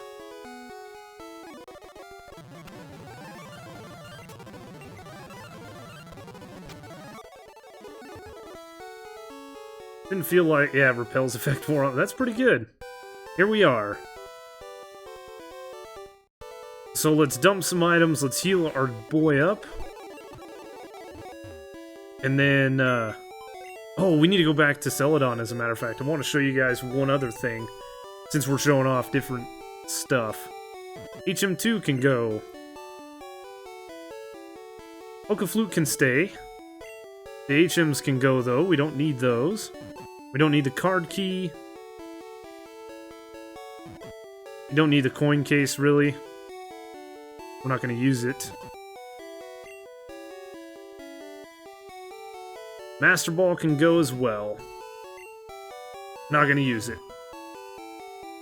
So, there is a house in Celadon City that we're going to go take a look at.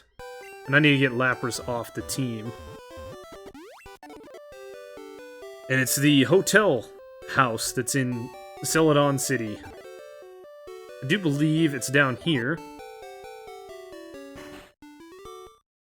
It has the same skin as a Pokemon Center. But this guy tells you it's a hotel for people and that they're full up.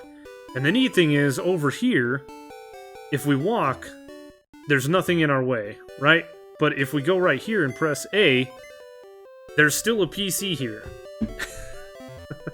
So somebody removed this PC, at least from you being able to see it, but you can still use it as a PC. Figured we'd show that off. And let's fly back down to Cinnabar Island. It's time to go through the Pokemon Mansion and get the key so we can go beat up Blaine.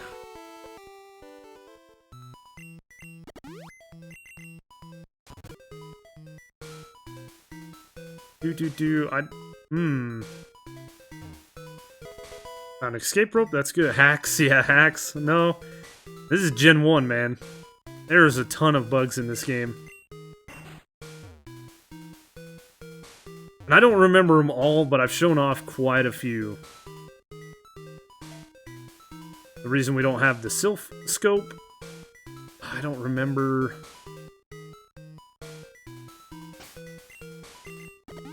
I don't remember this one.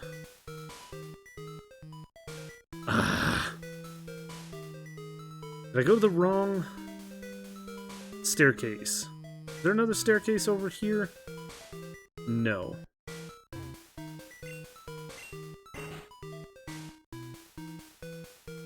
Where...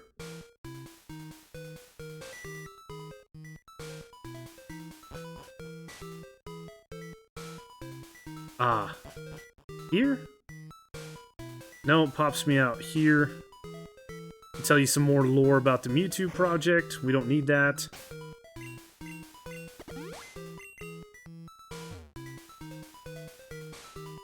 Aha, here we go. I just went too fast in the speed 'em up button.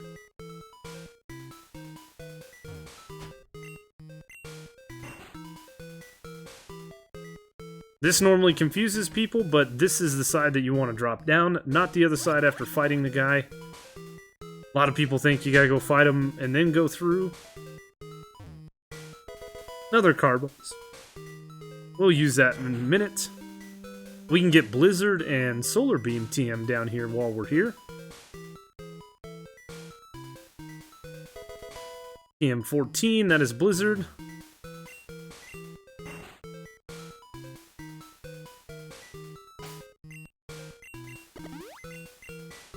just don't want to fight that guy, so we're going to go around the table the long way.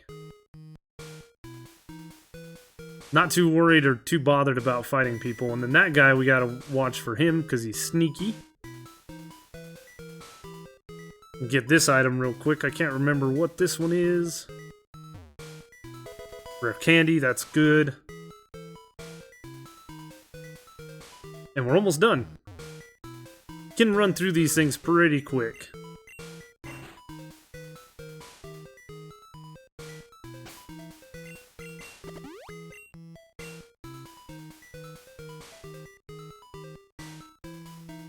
Secret key. And then, yeah, Team 22, that's Solar Beam. I don't think we'll use either one of these.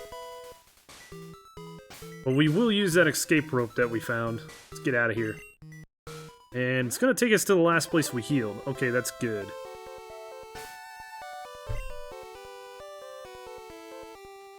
Carbos.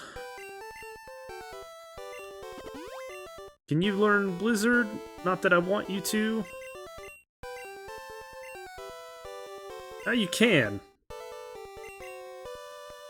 Is Blizzard, I think Blizzard has 100% accuracy and like 120 damage in this game.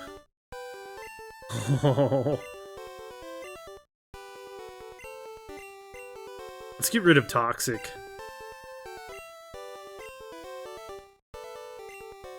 Now we have a move that will take Lance out, no problem. I am probably going to mow through the trainers here as opposed to doing the questions, just because I want the experience. We're sitting pretty good for levels, but we should gain a little bit. We won't fight this guy. I think there should have been a shutter right here, but that's okay. Look at that Ponyta sprite. Wow.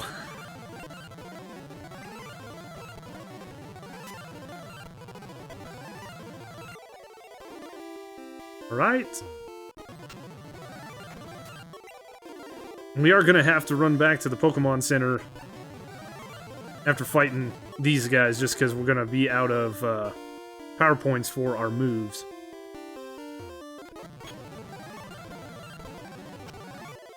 Unless we do that? Okay. Yeah, sure. Straight to Blaine, then. He tried to use a super potion. Did you see that?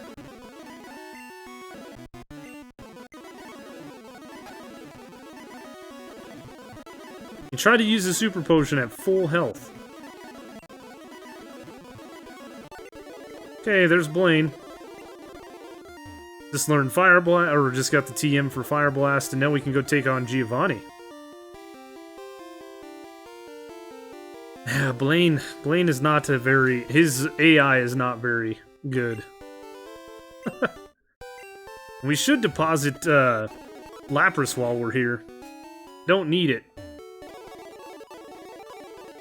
We're at level 50, we're at the last gym, and we're going pretty good. We've shown off quite a few different problems with Gen 1. The game is completely playable, but you can really mess this game up pretty well, especially with the Safari Zone stuff.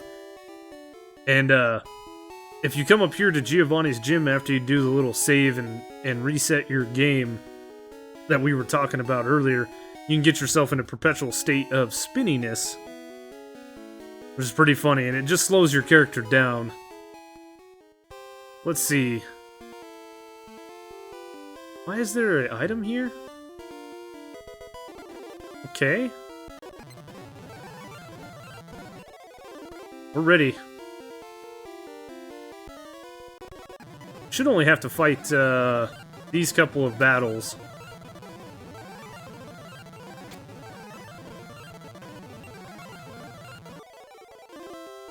Oh. So one-hit KO moves, I think it's if you use an X accuracy on one-hit KO moves, they will hit every time. Normally they have like a 30 or 50% chance of actually hitting, but in this game, if you use an X accuracy and a one-hit KO move, you will kill a Pokemon every time.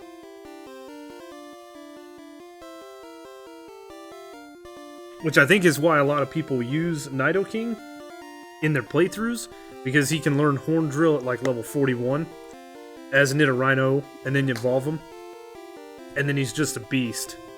Unstoppable. We did talk about the Dire Hit and Focus Energy actually lowering your critical hit chance as opposed to raising it like it's supposed to.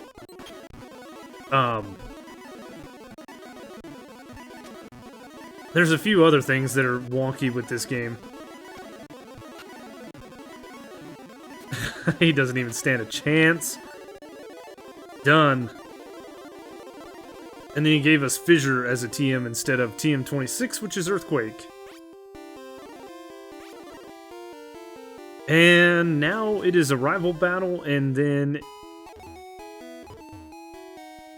How many of these repels? 11, so that'll get us 1,100 steps. We might be able to make it through. And we're 3 hours and 15 minutes in. We're going pretty good. That's pretty good. I thought we'd be about through the Elite Four at this point, but we're making pretty good progress in my opinion.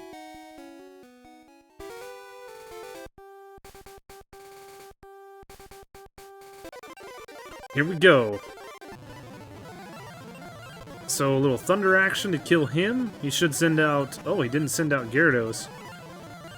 There he goes.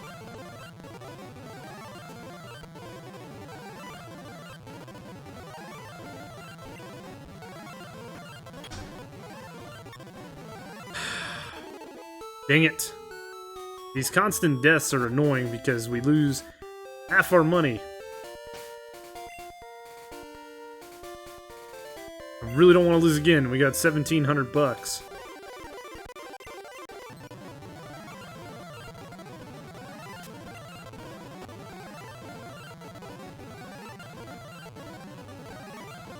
We should do all right now.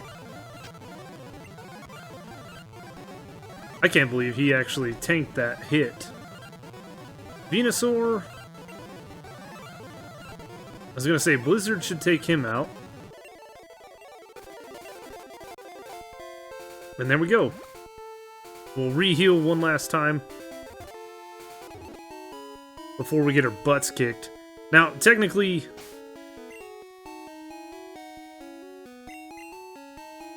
Technically, we can do some serious cheating at this point in our life. Okay? I'm gonna show off the big hack that comes with Gen 1 before we go to the Pokemon League. So everybody knows to save one rare candy. And you want to move it. You want to move it to the 6th slot in your inventory. 1, 2, 3, 4, 5, 6.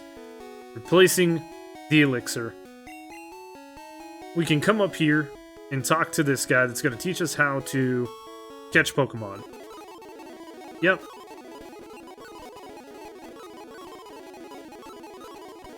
Tell him no. I'll show you how to catch a Pokemon.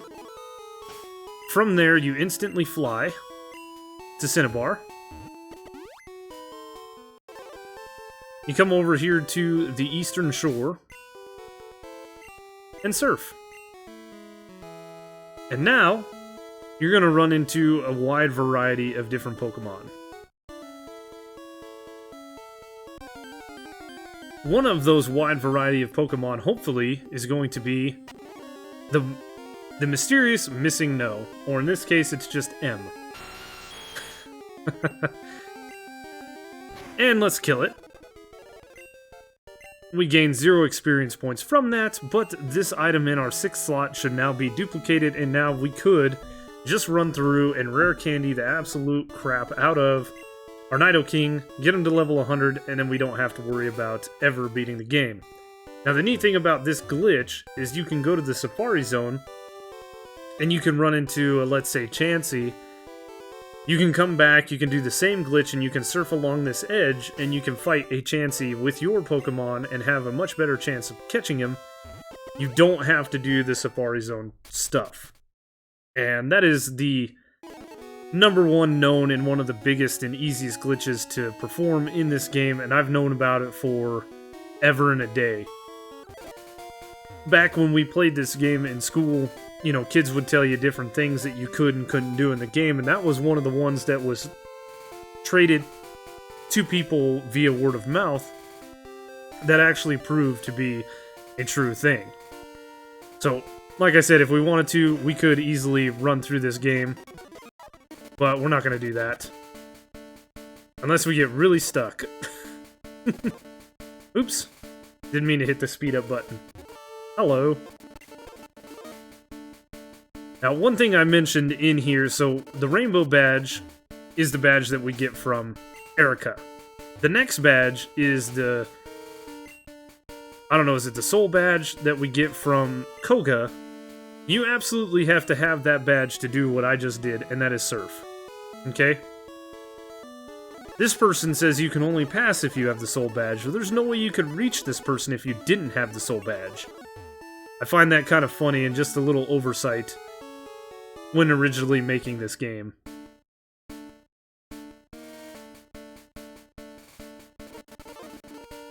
One more check, and then we'll be on our way to the Elite Four through Victory Road. And we're not going to do all the stuff that comes with Victory Road. We're going to simply, or hopefully simply, run through this game. I should have just duplicated my my repels so I didn't have to worry about it. No surfing here. Oh, I forgot to show you guys that one. That's alright.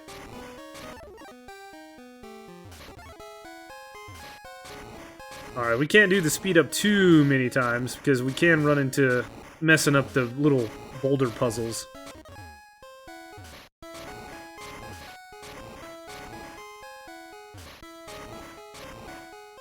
And there we go.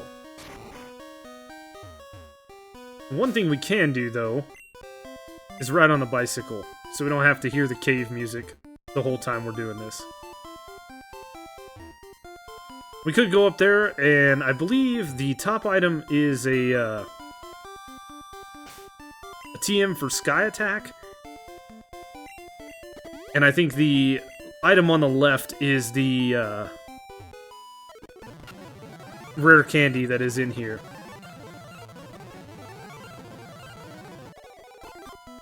But we're gonna fight some of these trainers.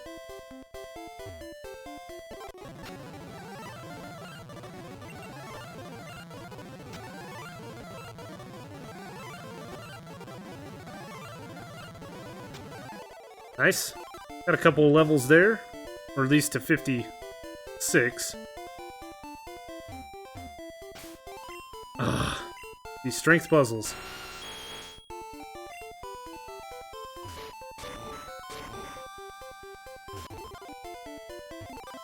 There we go.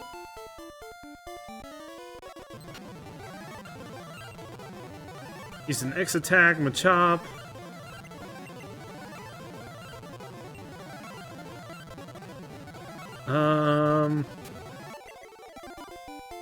We're out of moves. We'll avoid fighting that trainer.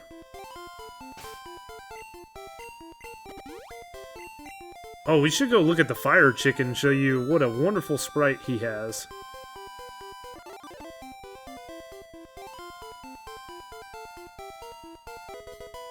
TM17, what is that one? It's a mission. No thanks.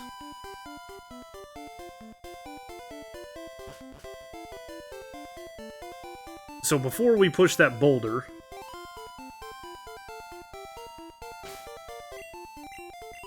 we're gonna waste some repels here.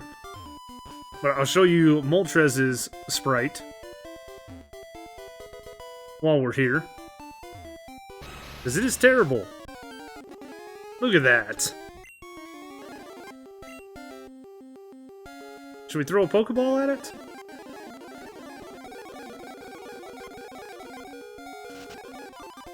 We'll just run.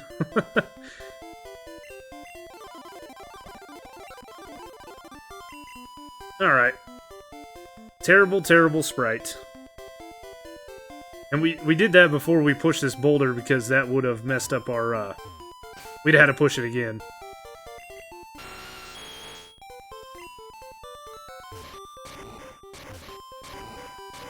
This is always such a long way to push it all the way over there, so we'll just speed it up.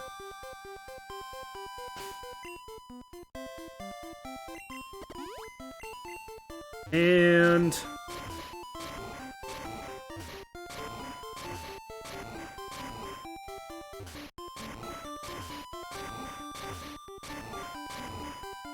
nice. Alright, let's grab this item, and then we can go around... Oh, I don't have any room? Let's see. Guard spec. Let's throw that in the trash. I know, Professor Oak. EM47. I had a steel wing in Gen 2, but it's not in this gen. Explosion. No thanks. We'll sell these to get some full restores and maybe a revive or two.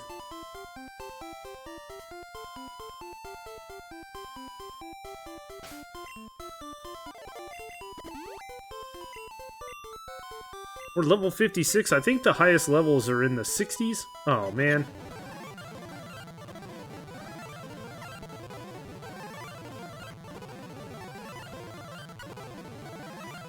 Well, at least we hit.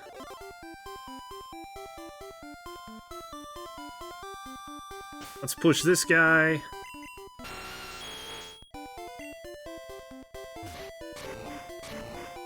We'll jump down and break our little legs.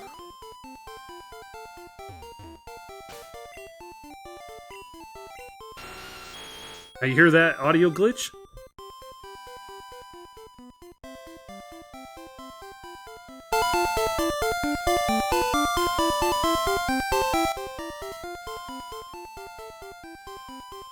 The bike noise is still playing, but I'm not on the bicycle.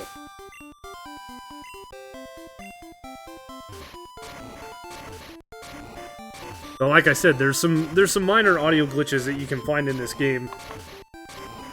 Where it threw us down the hole and we're not on the bicycle anymore, but there it is, still playing. That's just one of many things. Okay, let's push that over there. This should get us out of here. Boom. There it is. Alright, we are at Indigo Plateau. I guess it didn't matter. We went the right way, though. There we go. We'll go in here and we'll heal. And I'll show you guys, if we just fly to, it doesn't matter where, just a gym. We'll fly into, we should have went to Pewter, but this is fine. I'll show you a neat little trick. So as I said before, we can fish at these things. We can actually surf on these things. Don't know why. Don't know why that's a thing. But we can do some pretty funny stuff with that. Alright, let's sell some items. I want to sell you the Nugget. I want to sell you these TMs that we're not going to use. I could technically sell off all these rare candies. But we're not going to do that. Let's sell you Fire Blast because I don't need it. We're going to buy... I think we've got one revive on us.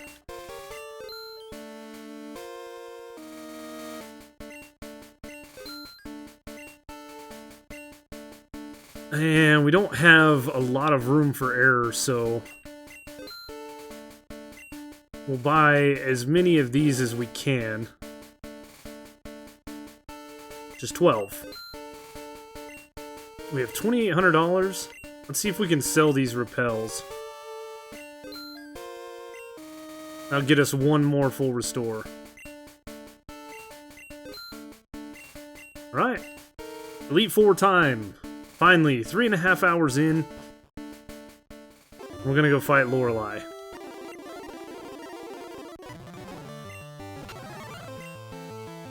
Ooh. Ooh. We might be outmatched.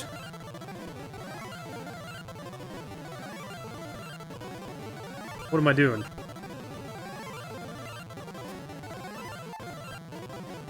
I'm gonna use Cloister. Send it out. Look at that sprite.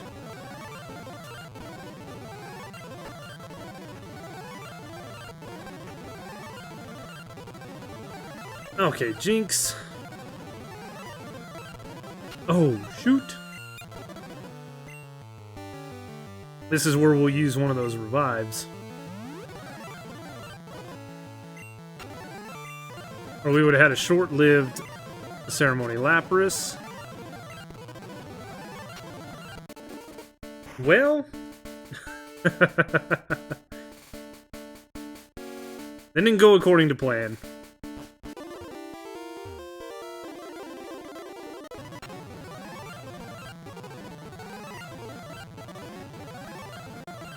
We used Thunder this time. Oh my god. Wow. Okay. So we're getting destroyed.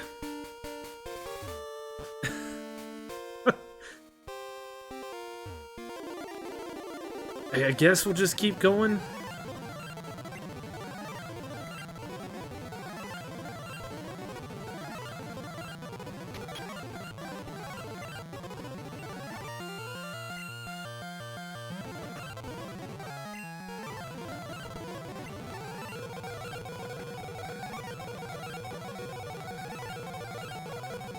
That was a rough choice there, but let's use a full restore.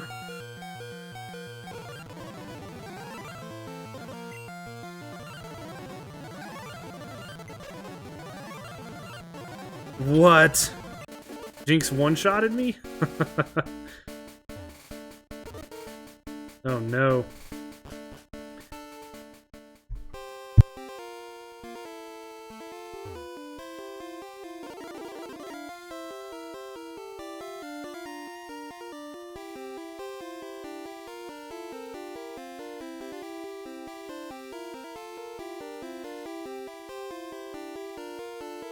Alright, let's try this again.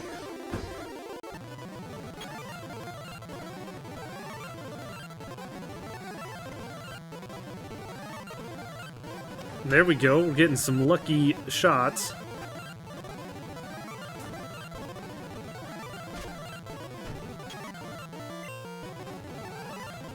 And this Jinx is a little more powerful than I remember.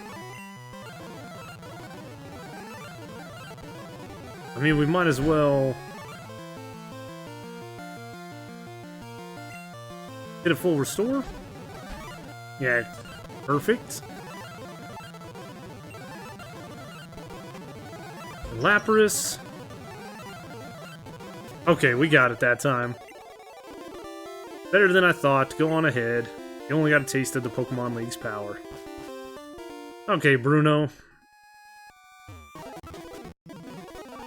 Da-da-da-da-da, we know what he says. Hitmonchan, send him out.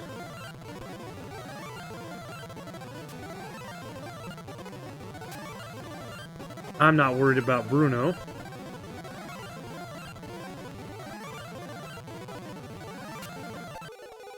Alright, we got level 60. Go face your next challenge.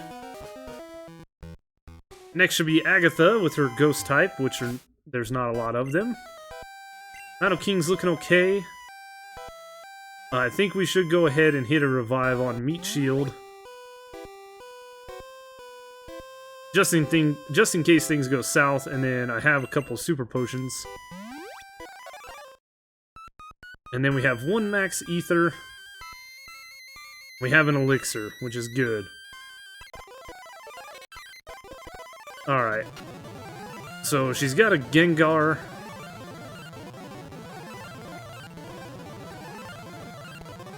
They're pretty nasty.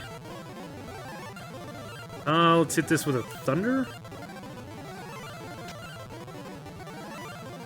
Let's go ahead and switch out the Meat Shield. We'll use this opportunity to full restore the Nido King.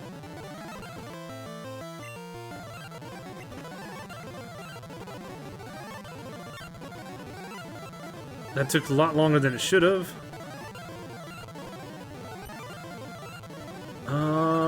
Just hit it with Surf, I guess?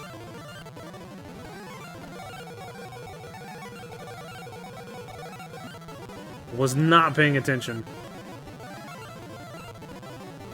It asked me if I want to switch Pokemon, but I technically can't.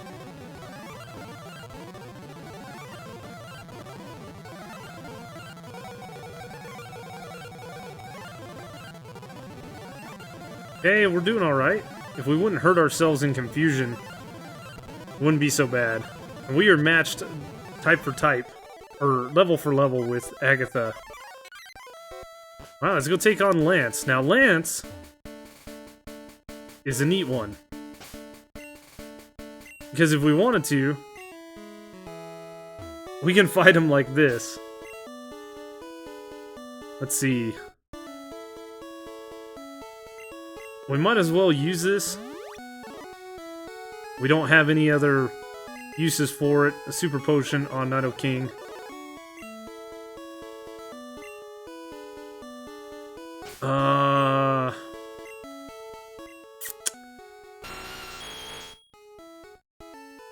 We've got 1 Thunder and 5 Blizzards to take him out. He has 5 Pokemon? He starts with a Gyarados. Okay, there is the Thunder for the Gyarados. And hopefully we can take out the rest with Blizzard. Ooh, Aerodactyl. Faster than me.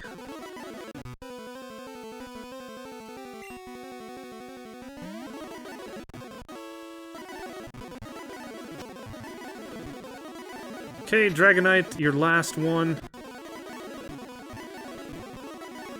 And we took him out. Nice. It's a funny way to fight him while surfing on these things. We need to use that Max Elixir, or the Elixir. Because all of our PP was pretty much gone, we need to use a full restore. And let's go take on Gary. He's gonna start with his Pidgeot.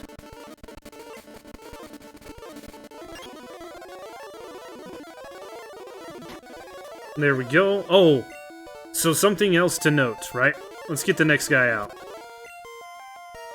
If you have the battle animations off, in Pokemon Red or Blue, it doesn't matter, they will be forced turned on in this battle. So if we use Strength, as you can see, the battle animations are finally on. And it's that way, it has to be that way. Let's take him out. Let's switch so we don't take any damage with healing.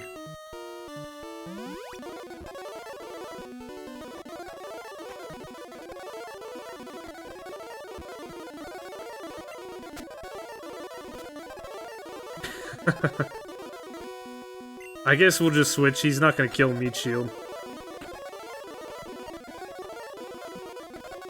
No. Yes. Send him out.